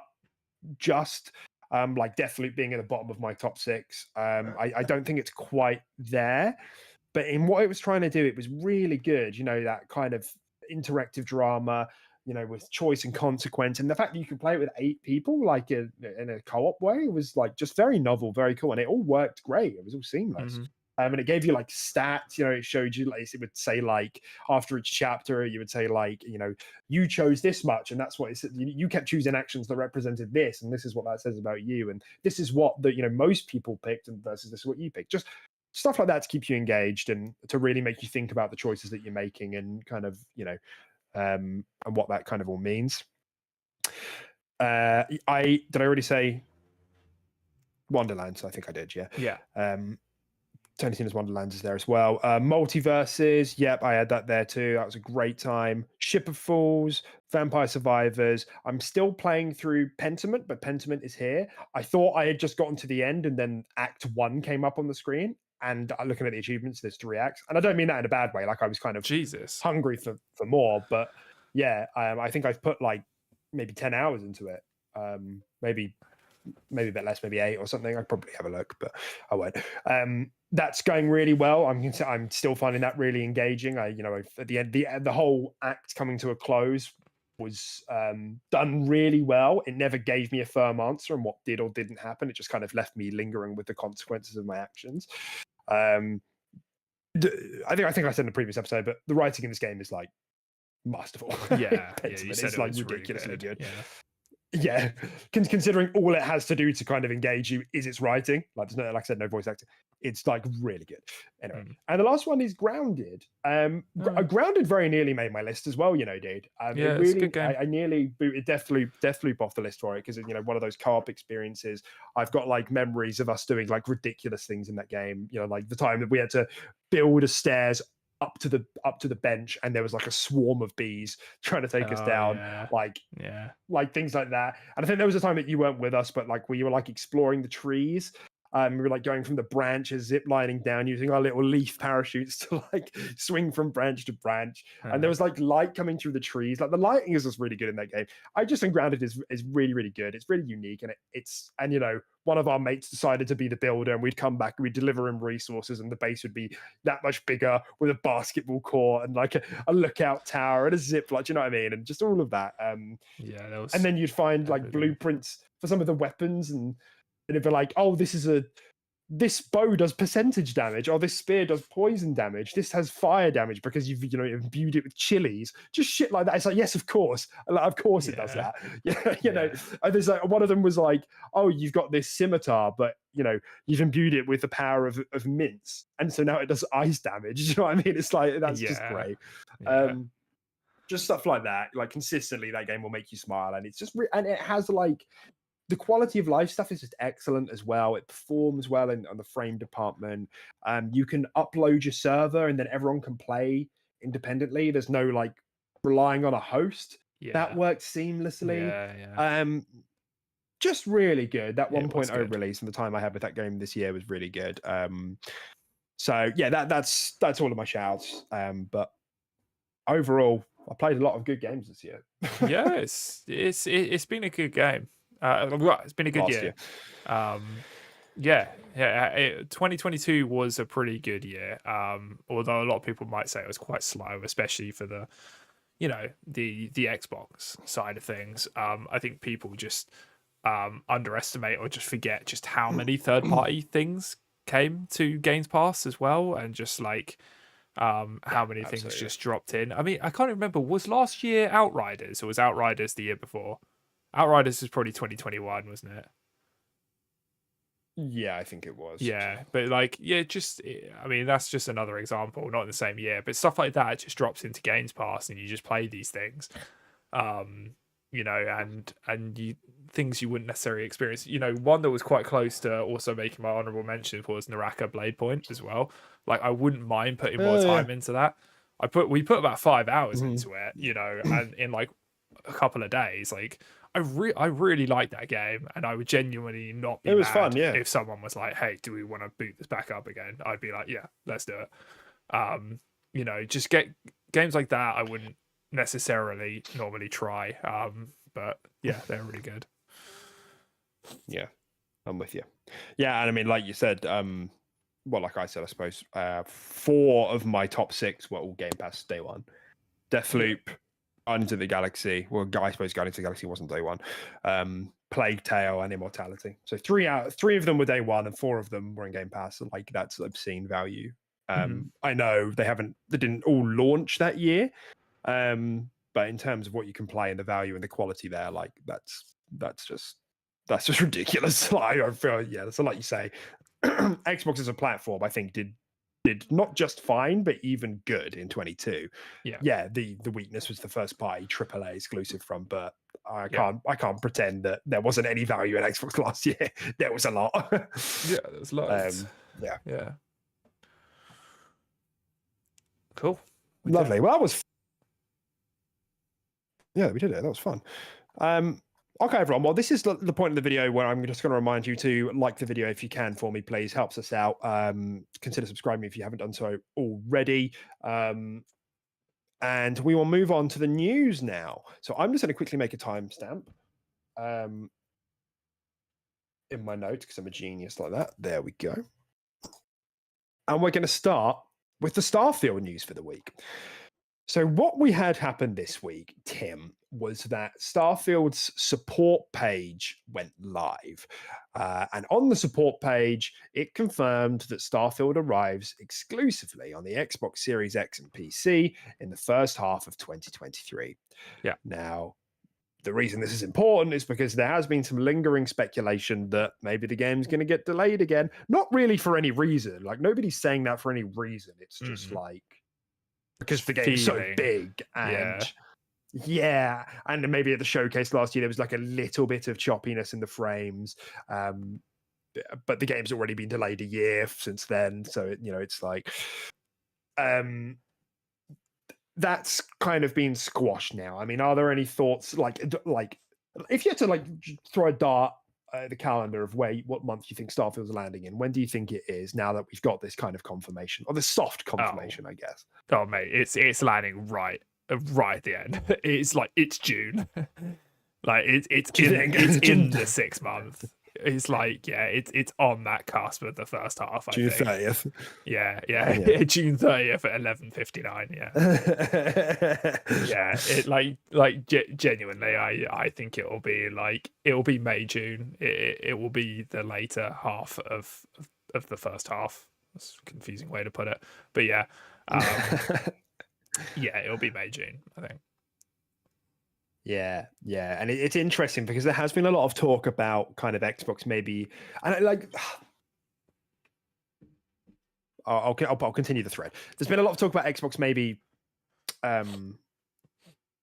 being a bit remorseful, or regretfully having committed to 3 of their big games being in the first half. Remember, you probably don't remember, but in the showcase that we watched, they did a big Forza Motorsport blowout, didn't they? And obviously it looked gorgeous. Like, wow, it looks amazing. Series X and S only. I think they even said spring 23. Yeah, I've forgotten this when we were talking about this in the last episode. I think they even said spring. So that means they've committed to Forza being spring, and then Redfall and Starfield being before the end of June.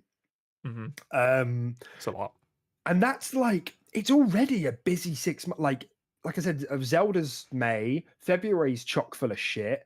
Diablo's in June.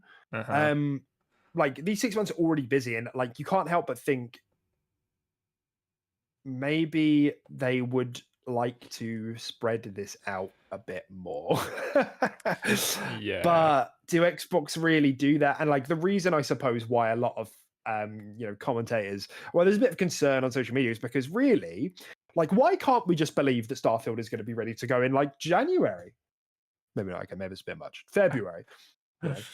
I February mean, is maybe really yeah. busy, so maybe March. You know, if you're ignoring kind of the busyness, why could it not be ready? And you know, I think it's because once you start compounding the fact that Starfield looked like it needed a bit more work, Mhm. and the Xbox hasn't earned the kind of, you know, confidence in Yeah. in their release schedules yet. So a lot of us are like, oh, it's not going to be ready. They need more time. You know, maybe they should push it back. You know, before nothing's even happened. So what do you Yeah. think? Yeah, no, yeah, I totally think that's it. I just think there just needs to be a bit more confidence and a bit more reliability behind Xbox delivering these things. They haven't really um showed that they can do it in the past. But like you said, there's really no reason not to.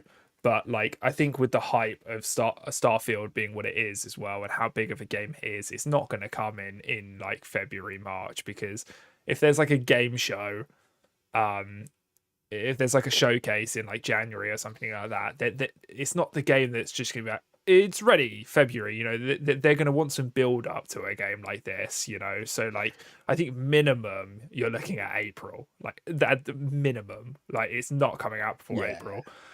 It's just it's the sort of game which you need a road. You need a release date and a little bit of time and a road for people to look forward to it and stuff like that as well. I know we've had that road already. Um, and especially the amount of marketing they'll want to pump out on something like this as well. There's no doubt there's probably going to be loads of TV ads, all sorts of stuff, you know, leading up to the release of this. You know, this is the big one for Xbox this year. You know, it's probably in their eyes and Phil's eyes, I think it's probably the biggest release of 2023 easily. Um, Under their umbrella. biggest release since Xbox One. Yeah, I would yeah, argue. since yeah, I would argue this exactly. is bigger than Halo Infinite. Yeah, especially considering how Halo Infinite launched. Yeah, I would agree. Yeah. Um, so yeah, it's definitely going to be like a minimum of April, and yeah, just on the fact that I think they just want to be a bit careful with it as well. Like they don't want to do the whole it's ready and everyone gets so excited, and it's just like it comes out looking a bit rough, and it's just like, oh god, I'd rather you guys actually just worked on it for a couple more months and do this. Um, That's right. so yeah, I think they're going to play it Well, cautiously, and that's why I think it's going to be like June. I get the sense, and like this is the thing as well. Like it does make me feel a bit better because they seem to be a lot happier with the like delaying games now. Hmm. You know that, and we had a slew of games in the Xbox One generation which were not delayed, and as a result, you know they had some problematic launches. You know, Crackdown. Recore, State of Decay 2, Crackdown, Sea of Thieves. You know the list goes on, and that's fucking ridiculous for a platform holder. Like that should just not be happening. And you Yeah. know a lot of those games have done some turnarounds, and that's fine. But let's not pretend that like the reputation was permanently damaged or the commercial success was not as good as a result. Hmm. So I get the sense that they're not only comfortable with delaying games, and I hope this is a thing that they continue to do if they need to. But I get the sense that the Starfield, they are really like centering Starfield as like the soft reboot for the brand.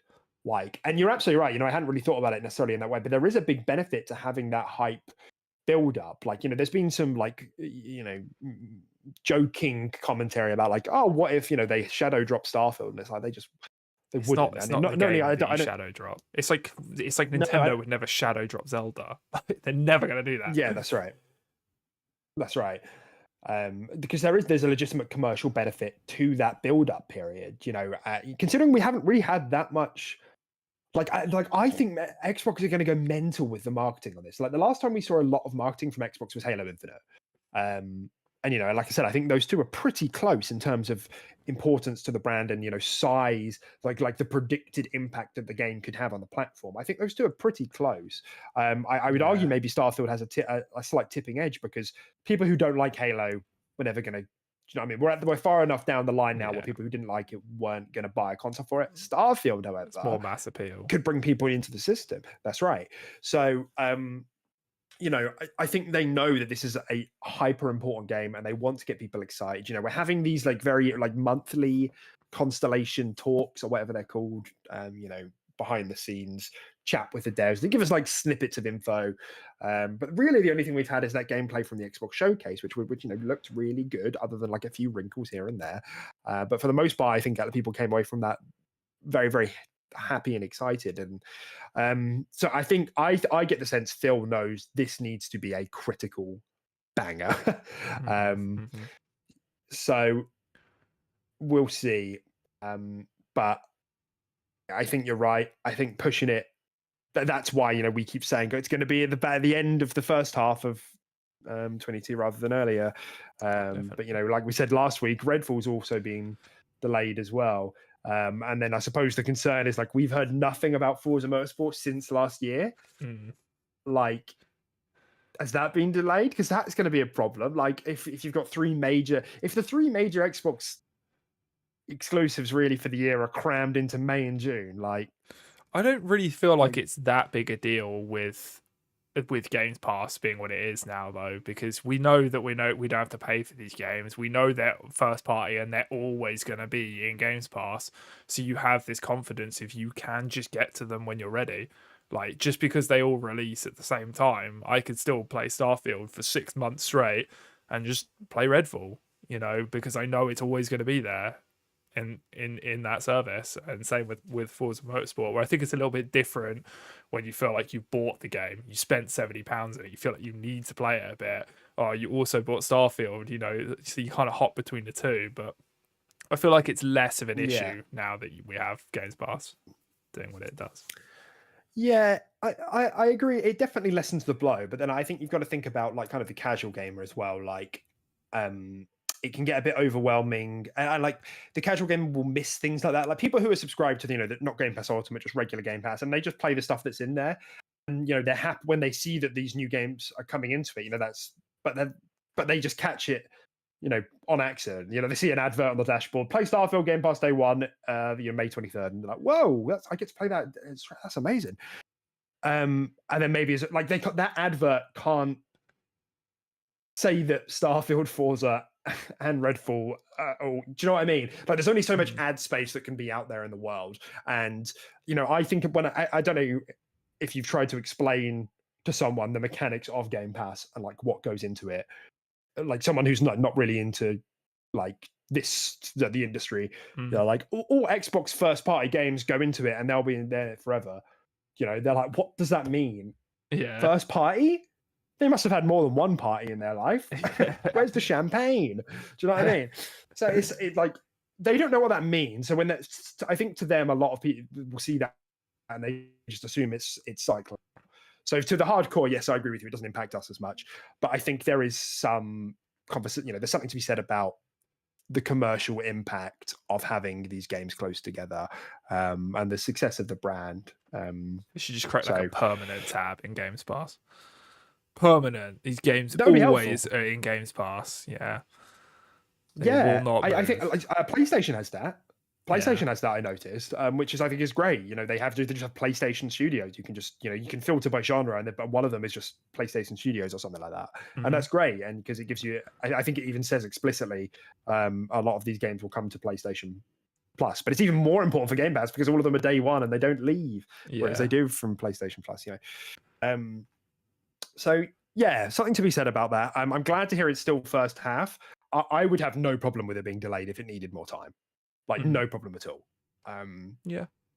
So, but having said that, maybe it'll be ready. I mean, it looked ready to go, other than just a bit of optimization.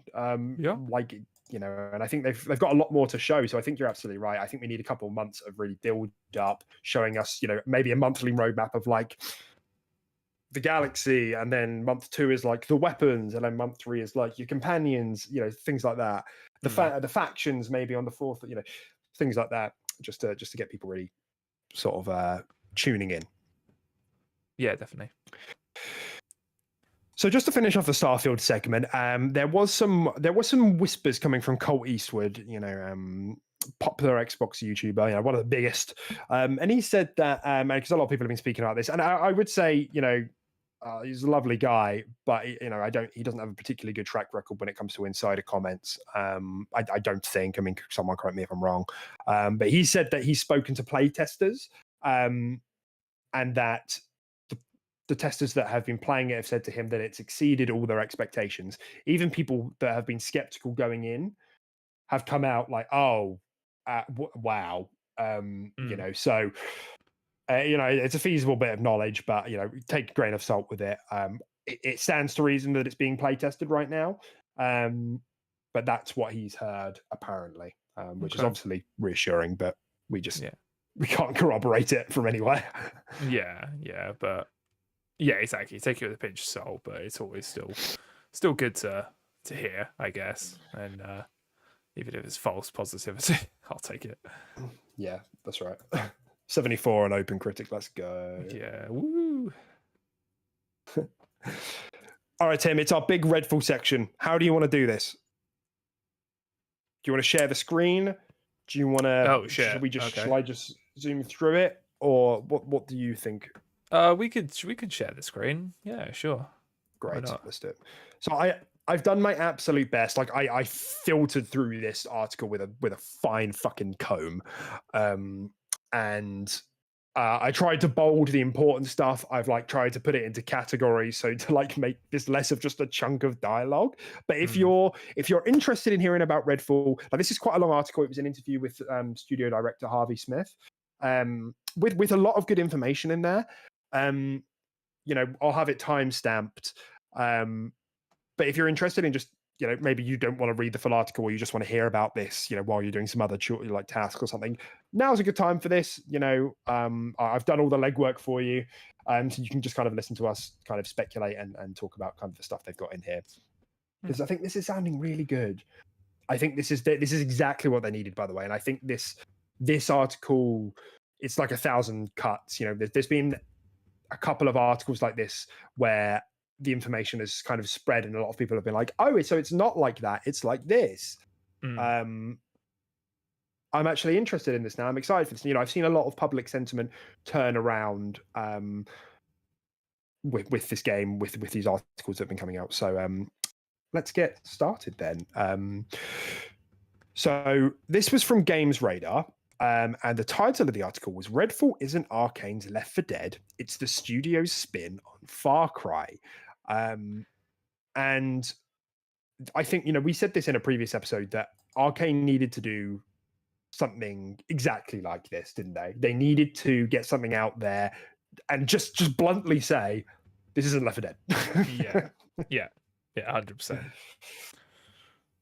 And that's what they've said here. So in terms of, I've titled the first segment expectations. Again, I'm not going to go word for word. I've just kind of bolded some of the important stuff. But the first thing that Harvey Smith said was, maybe we stretched too much this time. We probably should have picked either an open world or cooperative multiplayer. But if Redfall comes together at the quality level we think it will, then it will be a different beast. It's really tremendous. It does a lot of cool stuff. And then talking about comparisons to Left 4 Dead's of the world, the creative director, Ricardo Bear, says it's totally understandable for somebody to come to that conclusion. There are 4 playable characters, you can play together cooperatively, and you're going against the undead. But in terms of the way you play and experience Redfall, it's not like those games at all. Redfall is more like loading into Far Cry. And a bit further down the article, they point to Far Cry 2 in particular. They call out Fallout 2 as their kind of take on that. So I never played Far Cry 2, Tim. But what's your kind of temperature on this new kind of comparison? That's how the studio is comparing Redfall, their own game, to Far Cry. Yeah, I think it's a pretty interesting comparison, because I guess from looking in, immediately I would have thought this is kind of Left 4 Dead-y, with some RPG elements and stuff like that, skills, loot, all that sort of stuff kind of morphed into it as well. But yeah, it's interesting to see that they're going from the Far Cry 2 perspective, which makes me think it's more of an action orientated, almost I don't want to say set piece, but sort of game, but with co-op in it as well. And then obviously, like you said, they are kind of doing an open world feel to it as well. Because Far Cry, at least the ones we've played, I haven't played Far Cry 2, so I don't know when Far Cry as a series started to do their open world sort of formula, like driving around and fucking with the wildlife and outposts and all that kind of stuff. I don't know if that did come in around Far Cry 2. I assume it did. But it's definitely, yeah, it's interesting to see that that's the sort of route they're taking with this. And yeah, I think it's pretty cool. I think it definitely sounds better than a Left 4 Dead sort of style, which I think a lot of people were thinking it was. Because I mean, anyone looking in was probably thinking, oh, you boot up a level, yeah, it's just like hordes of stuff. You finish the level, you go into the next level, sort of thing. But to know that it's like this cohesive, just open world, you just go to points of interest on your map, or you go to almost like I can sort of see it being a bit Division-y as well. I'm surprised like Division wasn't mentioned, because it definitely, from a loot perspective and an open world perspective, and sort of combining those two, obviously first person, not third, it definitely kind of seems like it'd fit that formula as well to me. And with it being like skills and character based, Division had classes as well, which is almost like a sort of character select. Yeah, I'm kind of surprised that didn't come up, but yeah, no, it's interesting. Yeah, no, that's some interesting commentary there. Because I've seen just from what you said about Division. I remember a couple of people did put on Twitter, like, oh, it sounds like Arkane's take on the Division with vampires. I'm in, and it's like, actually, I don't think that's a bad shout. And if you think about kind of, I like I said, I haven't played the earlier Far Cry's, but just thinking about it, just kind of brainstorming, the things that Arkane bring to these sorts of games tends to be like sort of a lot of physics heavy combat, those all that immersive simminess. I think like the problem that a lot of people have got with some of the modern day Far Cry's is that all of the encounter designers tend to be the same. There's an outpost, you go up, are you going to go in, stab a couple in the back? Oh, you've been seen, time to shoot him in the head. Oh, you can throw a grenade, whereas this isn't going to be what Arkane are doing with their open world, I don't think. No. And because there are such clear factions. There are fucking vampires. It's a bit horror-y. Then there's kind of cultists. There's like the military. And we'll go into this as well. There are like loot systems. So we'll go into it. And I guess that's maybe the only fear that some people have is like, oh, as long as it's not too Far Cry-y, it's not too modern Far Cry, and that's true. I would hate that if it was like, I don't want it to be like an Outpost game. Do you know what I mean? No. Yeah, I'd like it to be a bit more interesting than that. But then, like you said, even if it is similar to that, even in some of its methods, I feel like it would just be made deeper with just the way that Arkane do their games. Like you said, with the physics centric combat, the way they do environmental storytelling, all that sort of stuff, and the way they'll build the worlds or the outposts, and how you like the. With it being Arkane, there's probably 30 different ways you can approach this outpost and do it. Or I shouldn't call it an outpost, but you kind of know what I mean.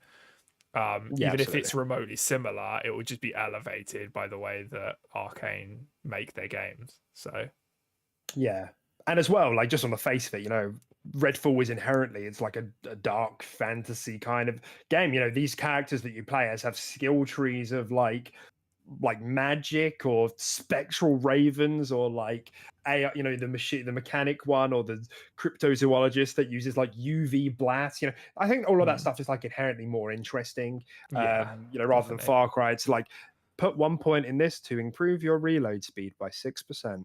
Yeah, definitely. You can now aim while you slide. It's like shit like that. Stuff that every single Far Cry's had for the last 3 installments. So yes, I'm totally with you there.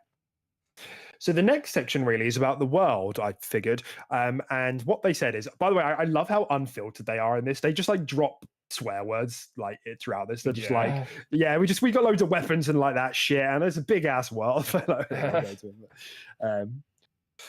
So you're in a big ass open world, Enthuses Bear. We have a home base where you can talk to NPCs and get side quests. You can go to the mission table and pick up story-driven missions, or you can not give a shit about any of that and just head outside, pick a direction, start hauling ass, and run into the living world stuff that we have going on. by Arkane standards, the description of a big ass open world is accurate. Redfall is an unfathomably larger space than Prey's Talos 1, but by modern open world standards, the titular island will be quaint by comparison. There's an appeal in that too, with a denser play space allowing Arkane to flex its talent for emergent narrative design. I think we will go back to the very sealed, immersive sim-like environment Smith considers. Just once, we wanted to know what it would be like to wander an arcane open world and see where each little road takes you. Yeah. So this is one of like the headlines I think that came out of the article that Redfall has a big ass open world, and what does that kind of mean? So what are kind of your thoughts on that? I thought it was kind of interesting that they were like, yeah, we probably will go back to smaller spaces, but we kind of wanted to see how we did with an open world, and it's big, but it's not like Assassin's Creed big. Yeah, Probably not even Far Cry big. Yeah, which I think is good. I think overall that's positive for me, because like open world is such a fucking, bloated, man. Yeah, open world is such an annoying term these days, because it's like every game just fills their game with the most pointless, boring shit, and then just calls it open world. It's just like, it's not open world just because I'm running for 10 minutes and not seeing anything. That's not open world to me. I'd rather have something that's smaller but denser. It has more going on all the time. And that definitely seems like that's what Arkane wanted to do. So they've created something that's larger than they've ever done, but they're also still keeping this flavor that they tend to put into all of their games by keeping it quite dense. But it's just the biggest they've ever gone. I think that's basically what they're saying. And yeah, I mean, I agree. I think that's perfect, to be honest. I think it's kind of exactly what they needed to do. Because I feel like if they tried to be like, let's match the open worlds of all these other games, but also try and put the Arkane spin on it, I feel like it would kind of just fall flat, or they'd have to, it would just be kind of like butter spread over too much toast, or that Mr. Frodo, that kind of shit. Yeah, exactly. So yeah, it's a positive for me hearing them talk about this. I'm definitely with you. Yeah, no, I think Arkane have always excelled in those kind of dense environments. Even like Deathloop was like, there was 4 play spaces at like 4 different times of the day, and things change, and it was like there's little nooks and crannies that opened up depending on they've always been good at those. And even like Talos in Prey was very much like that. They weren't massive spaces, but they were dense, very dense. It felt big though. So yeah, that's right. It did. It just felt very very full of stuff. Yeah, there was definitely a better word I had lined up there, but I could not find it. Full of stuff. Dense. Okay, so some of Redfall's most powerful moments come from wandering around, absorbing the world, and getting caught up in high action for a moment. It was the atmosphere we set out to create from the beginning. We want you to be creeping through a cornfield at night in the fog, hearing vampires whisper in the dark. Maybe you'll spot a farmhouse in the distance and sneak over to it, only to find that it's full of cultists and a few trapped survivors who you can save. That's the kind of vibe that Redfall has. There's also some mention here about how Far Cry doesn't have vehicles. That the game isn't debilitatingly large. Given that they gave the comparison or Far Cry, that's why it's as dense as it is. It is big, their biggest game, but it's not big by modern standards because there's no vehicles. It's all foot. It's all on foot. So with all of that in mind, Tim, some more cool stuff there. I like, and this is what we wanted, and I don't know why, because everything other than the first CG trailer that they showed, everything since then has been a lot darker in its tone. And it's like, it makes me think, like, why did they make it so like not comical, but like almost like satirical, in that first trailer? Because that turned a lot of people off, that kind of quippiness, when it doesn't really seem to be that much, Maybe there's some comic relief, but it's not like a quippy game. Yeah, exactly. Yeah, I think people kind of found it would be like a game that has like Avengers dialogue, like MCU scripts Yeah, and that's stuff right. like that. When Yeah. in reality, I think you're going to get a quip every now and again from the characters and stuff like that. But I don't think the cutscenes and the actual world and stuff like that will necessarily feel like that. But yeah, they definitely dialed it to like 11 for that trailer, and I'm not really sure why. Yeah, or maybe they've just sort of toned that down as a result to the response of that first trailer. Maybe they did, intend for it to be a bit quippier and a bit light-hearted, a bit more light-hearted. But now they've kind of dialed that down from the response. You just don't really know. But, yeah. It's a cool atmosphere I think they've created there. And sort of the next section kind of segues on from that. It's around kind of the activities that you do, sort of in the world, in which they say that the Redfall's world is divided into two distinct districts. One is a sprawling urban area, and the other is rural in design. Liberating these parts of the town will open up safe houses and make it more comfortable for the citizens who couldn't escape before the island was cut off from civilization. Nests can sort of organically emerge in a shared psychic space should a group of vampires fall into a blood trance, whatever that means. Storms form gradually over time, signaling the arrival of powerful vampire gods called rooks. Bellwether security squads patrol the island, and cultists set up roadblocks to bottleneck any who remain committed to the land of the living. And then, of course, there's kind of the story campaign that underpins the whole adventure, the fallout of a scientific life extending experiment gone wrong. So there's quite a lot to say about kind of the activities here, but like I should have probably asked before, but did you have a chance to read over this before the show at all? No. Like, no, okay, so that's fine. So you're hearing this for the first time. Yeah. Okay. So I'll do the next paragraph as well then. Again, because I think this is kind of all important stuff, and I don't think it's necessarily stuff that we've kind of heard before, and it just gives you more of a sense of like kind of what the game is and how it kind of works. So many of these aspects of Redfall aren't predefined activities, but part of the simulated space. Redfall sometimes feels like what you'd get if you blended the Arkane creative values with Far Cry 2 or Stalker. That's the kind of thing that we wanted to do for a long time. You may find instances of combat story vignettes, or countless chaotic results as Arkane systems clash together. One part of this complex puzzle is the day-night cycle, which remains despite a powerful vampire god, the Black Sun, having established a local eclipse. The sun sets and the sun rises, and we have different times of day, and it changes the feel of the game radically. I suppose I'll finish off with the final paragraph as well. Smith doesn't mean from a purely visual aesthetic either, with the time impacting everything from how viable stealth is before combat erupts to how various factions appear in the world. Vampires may spawn during the day but remain dormant, but becoming active at nightfall. Bellwether security may take up patrols before the cultists come out in force to greet the Shadow Walkers. Sometimes all three of these sections will be caught at war, with your squad acting as casual bystanders to the carnage of competing interests. Smith says, you may start a mission at high noon and get distracted along the way. By the time you reach the objective, it may be nighttime with different enemy spawns. Every slight difference pushes you naturally to take a different approach. And I think this is an important time to kind of remind everyone, stealth is a play style in this game.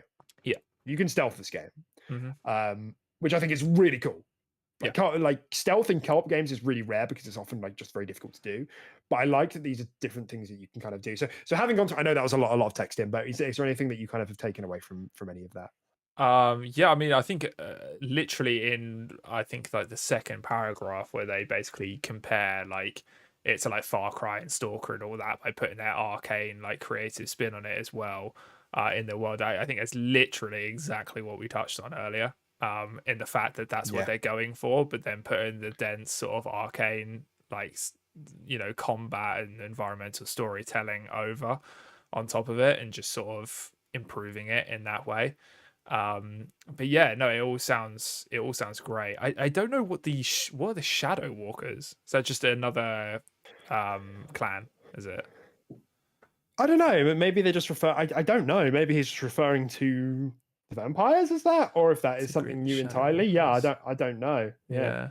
Yeah, no, it's quite interesting. I was also quite confused when they were talking about like the local eclipse, but there's still like a day and night cycle. So it's like, is there just like, or is there just like a part of the world that's always dark? Like, I don't get it. If there's an eclipse, why is there a day night cycle? I mean, we don't really know the mechanics of it, but by the sounds of it, yeah, that one of the vampire gods still um like creates light and dark, Okay. on the island somehow. Maybe that's like part of the, you know, this is one of the bosses scattered throughout the world, and if you kill it, that day night cycle stops. Hmm. And it becomes just an Yeah. eclipse, or maybe it removes the eclipse, part of that. I Yeah. don't know, but yeah, because that's essentially the story, is that they blocked out the sun, Yeah. but they still do a bit of day night, for whatever reason. Yeah, it doesn't make all that much sense without extra context. Yeah. Yeah. But yeah, no, it definitely sounds interesting, and it always sounds like as you're crawling through the world and doing these activities, these missions, or just stopping by to just do like a world event or something like that. There's always that sense of urgency as the day is changing. And maybe you don't want to spend too much time out there, or maybe oh, we've wasted too much time, and now this mission we're gonna have to do it in the dark and vampires everywhere. Yeah, now I There's have to always creep that. around. Yeah, Yeah. exactly. There's always that sense of urgency, and your playstyle changes also depending on that day night cycle as well.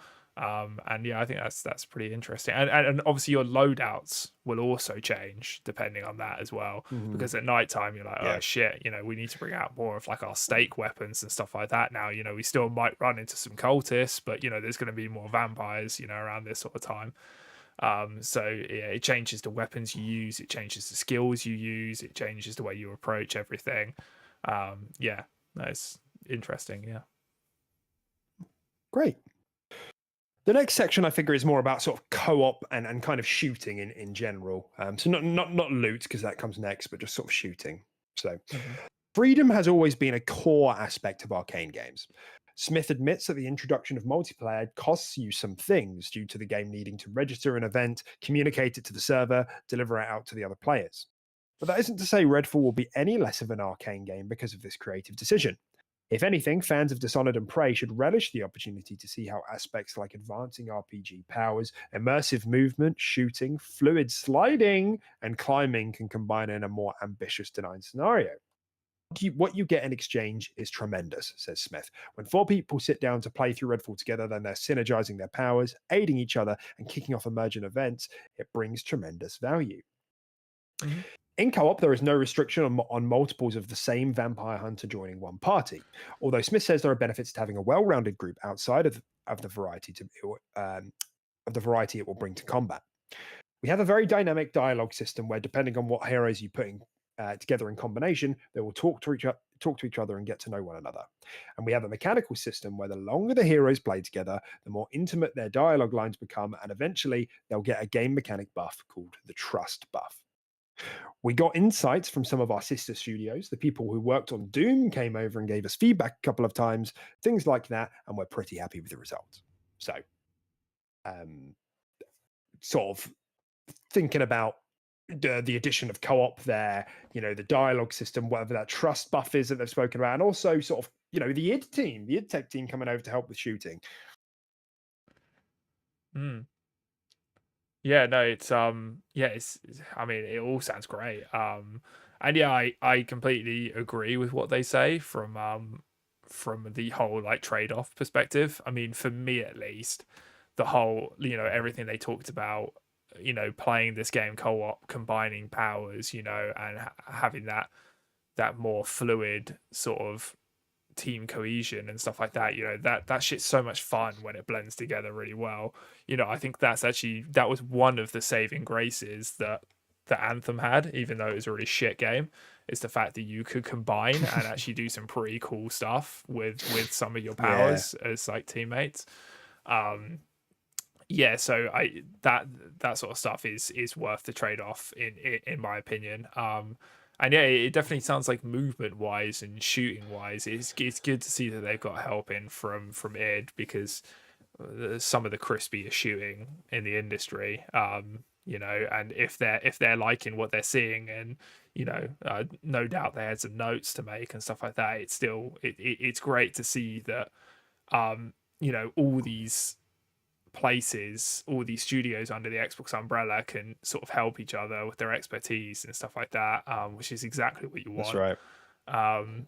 right. Just someone please get the Sea of Thieves water in every game. That's all. That's all I That's want. right. Yeah. Yeah, please. Even though it's like you Get the need like a whole new engine just to run that water, but yeah. Yeah. Get the cars from Forza in, the water from Sea of Thieves in, the cover shooting from Gears in. You know what I mean? The Yeah, first person shooting from Halo in. Yeah, and just really make the solid. perfect game. But yeah, no, yeah, it's really interesting, and the way they said with the movement and stuff, that sounds a lot sort of faster paced and stuff like that, with all the sliding and stuff like that. I don't know, like, Yeah. I don't know how fast and fluid that will be. That sounds quite interesting. Yeah. Yeah, But I've got to yeah, assume that you're not nipping around because, like, there isn't, you know, I think a lot of Arcane games have always had a sense of weight. But I suppose having yeah, said that, like, Deathloop, you moved around pretty quick, you know, like with once you had Blink going. I think Deathloop had a slide as well. I even think Dishonored did back in the day, you know, despite it being less of a shooter. Like, I guess Prey was maybe really the only one where you were like felt glued to the ground a bit more. yeah, yeah, Yeah, I yeah, thought that was quite interesting as well. Yeah, that kind of the amount of like movement. It sounds like that's been given quite a lot of thought, which is great. yeah, Great to me. yeah, definitely. Okay, for the two final sections, then we've got loot and Game Pass. So I thought this was really interesting. I think this was arguably one of the more interesting parts of the whole interview. And you know, like really, loot is only something that Arkane have experimented with in Deathloop, and that's a different studio. That was Arkane Lyon rather than Arkane Austin that are directing Redfall. So, just to give you a taste of kind of what's been said here, the real draw to Redfall's first-person shooter combat is the special vampire hunting weapons. Your weapons can have stakes on the end. If the vampires are vulnerable, the only way to truly kill them is to stake them, otherwise they regenerate. There are flare guns, UV beams, and even stake launchers which use found ammo like broken off pool cues and fireplace pokers, which we've already known that. And bear adds, you know, the kind of weapons you would want if you were having to kill vampires. So Smith uses the example of two shotguns he stumbled across in the wild. One a double-barreled menace that has a greater chance to set hazards on fire, and the other that offers more long-range viability and a percentage chance to fire off a UV flash to petrify vampires within a 10-foot radius. It's all about defining your playstyle, scrapping guns when you outlevel them, and picking weapons which complement your chosen path through the skill trees. Each hero has 4 available, grouping specific character traits and more general utility options like health recovery or increased storage for ammunition and lockpicks. It's all part of a dynamic combat system that we have going on, knowing when to use one gun versus another, and knowing when to switch to one of the vampire hunter guns is all relevant to the experience. So I thought this was really interesting, and it was like quite a cool way to, because when you're thinking of like Redfall isn't like a really high fantasy game. Like it is, you know, there is obviously a fantasy element there, but so you know when you're looking at kind of the guns in the trailers, you know, a lot of it looks quite military like, a lot of it looks quite scrappy, and so you know you come to think of like how's there going to be kind of a loot system here. So like you said, I guess maybe in a bit of the way that Division did things. Ultimately, they found a way creatively, it would seem, you know, because there are stake launchers, you know, flare guns, a percentage chance to do a UV flash. Like, I think that sounds really cool. What were your thoughts with kind of going over that bits and bobs around the loot? Yeah, I mean that all sounds great. And all that sort of stuff that's character specific, is it? So, for example, the person that uses the long range percentage chance to fire off a UV flash, would that only be tied to like that lady who has like the magic powers or It's just something a like that? weapon. Whereas, okay, Just a weapon okay, by so the this sounds is of it. just weapons. Okay, all right, so it's not Yeah. class specific. Yeah, no, it all sounds, mate, it sounds really cool, and it's you can tailor the game to how you want to play it, which I know is like pretty much every open world game does co-op, you know. I'm not going to give Yeah. it any pointers for that, but it's still cool to that's there, you know. And if I do want to take this sort of, you know, I play the lady that has the magic, and I can use that cool ability that, you know, creates that tower, the plasma Yeah, tower launches you up. that lifts Yeah, me up onto a building, and I'm like, okay, I'm gonna play the sniper, and I'm gonna stun things yeah, with UV lights, and then shoot them in the head, and then you can stake them up close and stuff like that. You know, we can change the way we play based on the characters we're playing as well.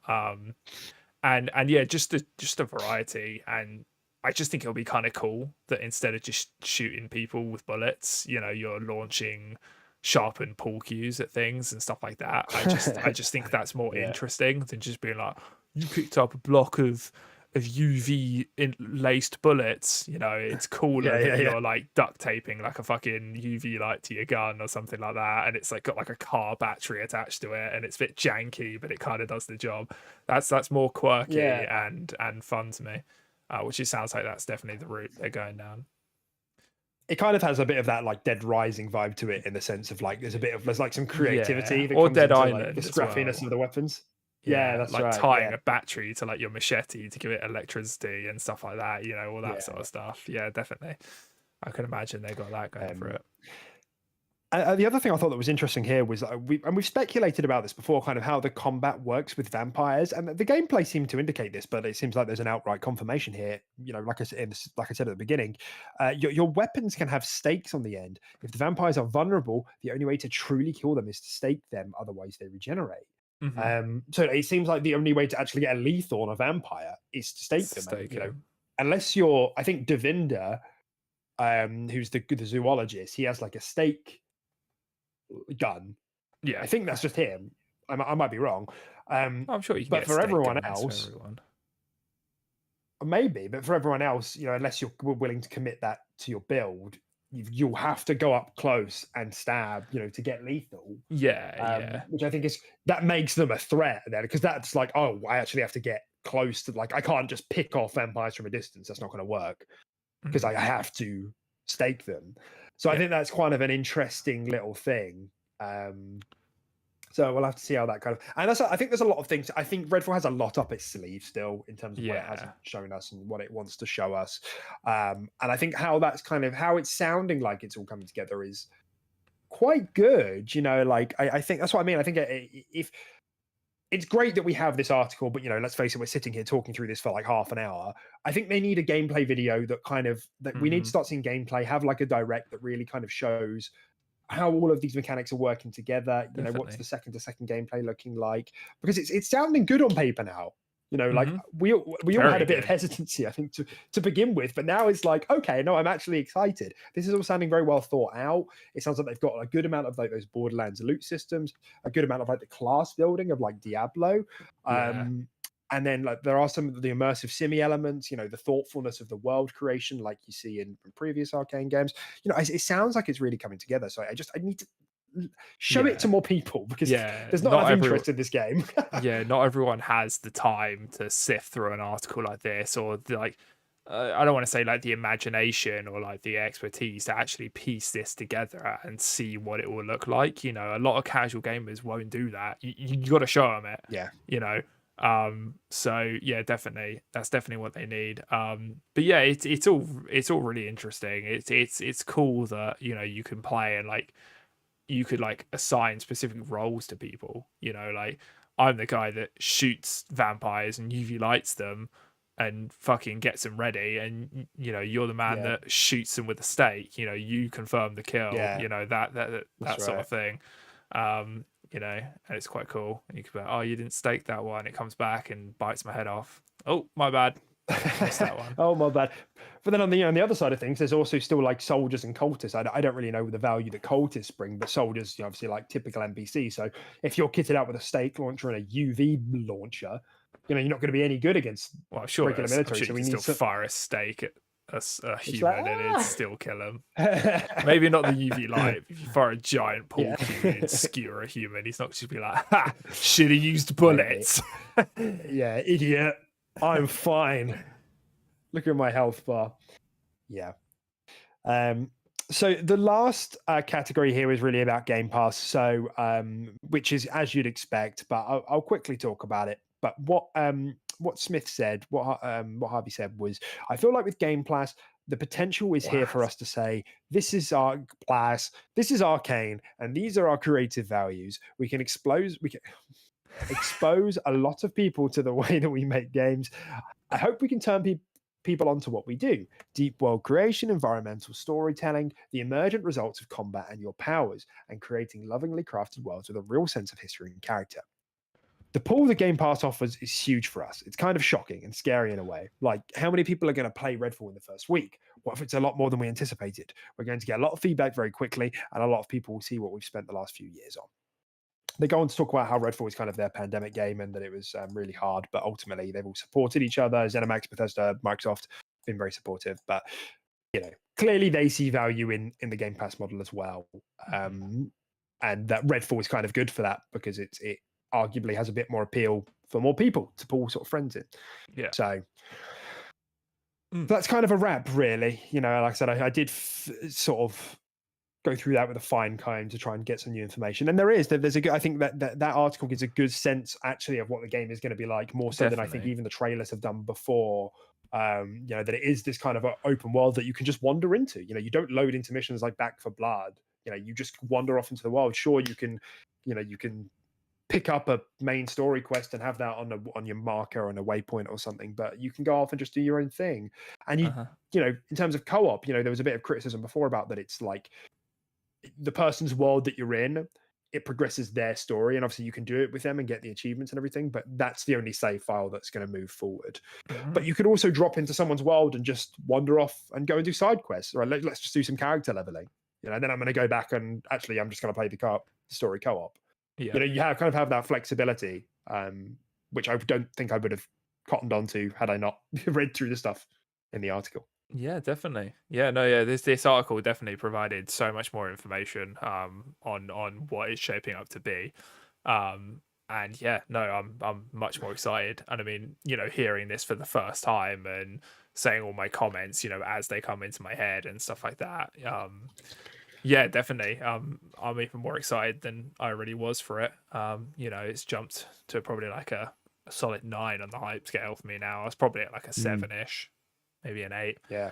I've always been quite fond of this game ever since it was like announced. Like, don't get me wrong. But yeah, definitely. Yeah, it's good. A bit hesitant. Yeah. I felt the same way as well. I felt the same way. Where it's like, I think this looks good, but like I'm reserved a little bit. Most of it's just my trust in Arkane as well, rather than the actual. That's right. Game itself. So, but yeah. Yeah. Oh yeah, it looks good. Cool. It looks really good. Fantastic. All right. Well, in the interest of time, Tim, I'm going to move down to some of the more interesting stories. We managed to go on for quite a while with our top 5/top 6 of 2022 for a while. So I'm going to skip this. I'm going to skip the ABK stuff for this week. I'm sorry. I'm not really sorry. Yes, let's go. It's like when the teacher forgets to set homework, isn't it? Like, get over that. And this was around the new Gears of War game that got announced, Tim. Oh, let's go. Yeah. Gears of War, the card game, comes out in 2023. What? Nah. It's time to. Well, they still got something to replace Gwen, I guess. I suppose. So that's good. So this got like a lot of traction on Twitter. But it got announced in 2020. Like, this isn't actually new, and this is like a physical card game. It has nothing to do really with Xbox. That sucks. Of course, that's actually it feels like an actual digital like card game. That's kind of exciting. I like card games. No, they couldn't. No, that doesn't suck. That would have been suicide. No, card games are great. They are, but Gears of War, I don't know. It just would have been such a weird. I don't know. Boomer. I'm not a boomer. You can't make a card game about every fucking game. Forza, the card game. Halo, the card game. Redfall, the card game. They're all actually card games. Yeah.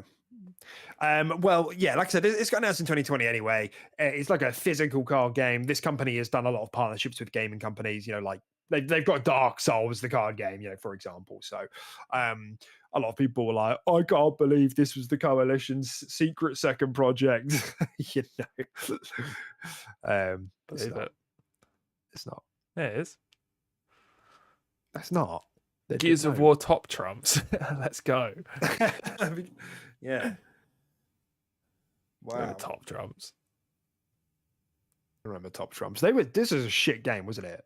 Top Trumps was just a bad game. You literally just sat there for hours, like agility, strength, and you just did that, and then you lost, and then they did the same, and then they took your pack back. Like, did anybody ever actually win a game of Top Trumps? I don't think so. I feel like it was endless. Yeah. Yeah. It's designed to just be endless. Oh, that was quite fun just doing it with like marine animals when you're like, I've got a dolphin. Yeah. Do you know what I mean? And like you mix cuteness them up. 9. So it's like, does my dolphin beat Thanos? I don't know. Sea creatures versus Marvel deck.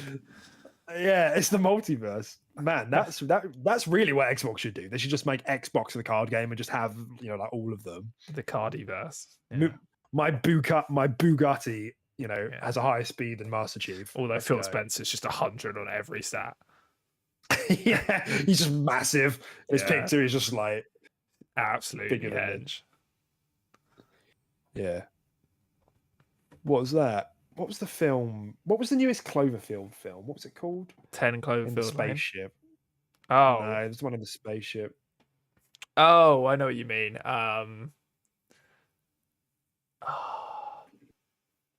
What was it called?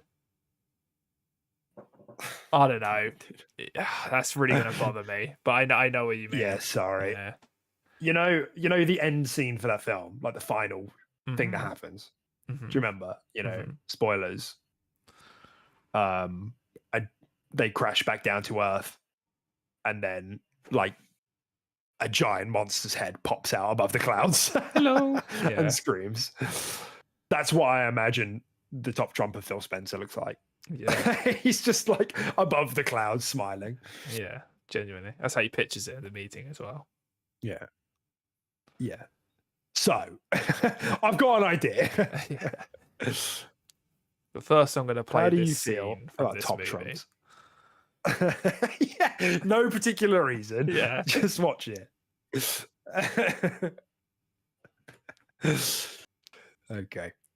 All right, then. Well, last two bits of the day then. The first bit is a very small bit of news around a party chat update on the dashboard.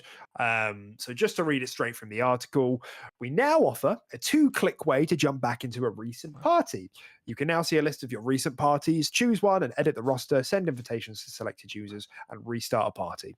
You can also invite users from recent parties to the current party you're in. So essentially, you can have like a group. You can like name a group. Do you know what I mean? So we could name it like the Quick Resume crew, and we could have me and you in, and then there will just be an invite all button, and it will just send invites out to the pre-selected people in that group. Okay.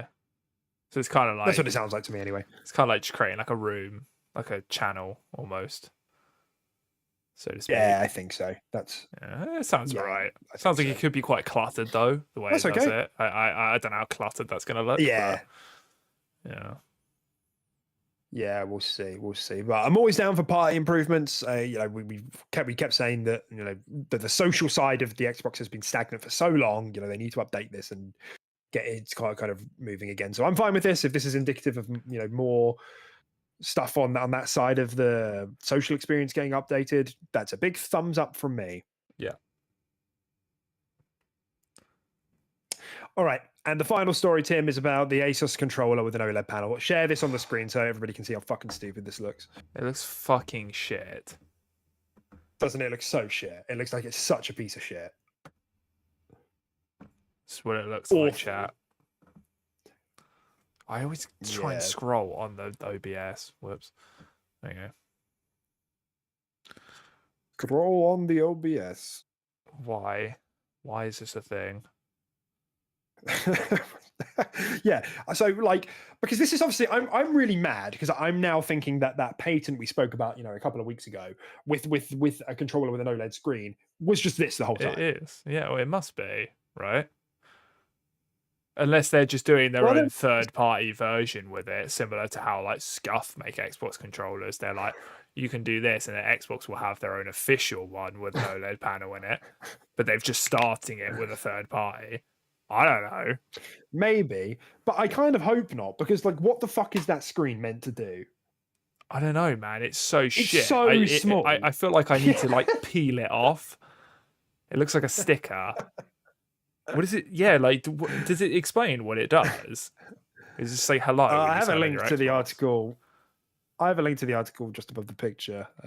But from what I can tell, it pretty much just shows you batteries. Oh, hey, here's a picture. I should have put this in the chat. You can see your mic status. You can see if it's muted or not. You can see battery levels and charging, if something's charging. Sake. You can see if something is pairing on Bluetooth. You can have some text on it, just any text. You can have Republic of Gamers if you want. That's what they've got on that picture, Republic of Gamers.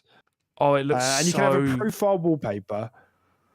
It looks awful. It looks so fucking bad. It looks like they just whacked on a fucking shitty screen from like 1990. Yes. It looks like one of those old phones where they used to use like the, you know, like the color text, like the orange and black, you know, before there was actually just full color. For fuck's sake, why? Yeah, so I'm like now just really hoping that actually this is. I don't want like Xbox can't like. I hope this is not something that Xbox is doing. Like, because we spoke about the possibilities of like a touch screen rather than a touchpad, and you know there being like actually quite a few uses of that. But if they're gonna do that, like they can't have the controller layout like this. This looks stupid. This looks like someone's like just printed a barcode on the top of their head. Yeah, like genuinely, yeah. It just looks like someone stuck an asset tag on it. It's just such a useless feature set. Oh, it's useless and it's ugly. Battery. It's so. It looks so rushed. It just looks like it was like, I don't know, just fucking chuck like a screen on it or something. Yeah, it could show you a battery. And like other things too. Yeah. So great. Take notes, Xbox. This isn't being received particularly well by your most important critics, the Quick Resume podcast. Bin it. Yeah. If you're doing something with a screen, don't do this. Yeah. I beg you. What a waste of everyone's time. Who's going to buy this? Yeah. Who is this for? Because it's like an Elite controller as well. They've like combined it into like an Elite controller. So that shit's going to be like $200, £200. Yeah. Like. Right. Shit. It is shit. I'm utterly disappointed with that. It ended the podcast on a terrible note. I was going to say, I shouldn't have put this at the bottom of the show, should I? Because I'm upset that you would even try to make something like that. Whatever. All right. Let's wrap this up then. Ladies and gents, thank you for hanging around today. If you've had a good time, feel free to hit the like button. Maybe consider subscribing. A lot of Redfall to talk about. I'm hoping that we will hear about something soon. Anything really from Xbox would be great. It's only the first week back, so they're probably just getting their bums back in the shares. But I'm sure we'll have more to talk about as we move into the new year. Hopefully we hear more about Redfall and Starfield. That would be great. Tim. Bye. Yeah. Is that it? Yeah, I think Tim, so. Bye. I think so. I was going to ask if you have anything else to say, but you never do, and you don't like it when I put you on the spot like that, so I didn't. Bye, I guess. Just being honest. Bye, everyone. Bye, Ron. Bye. Thanks for tuning in.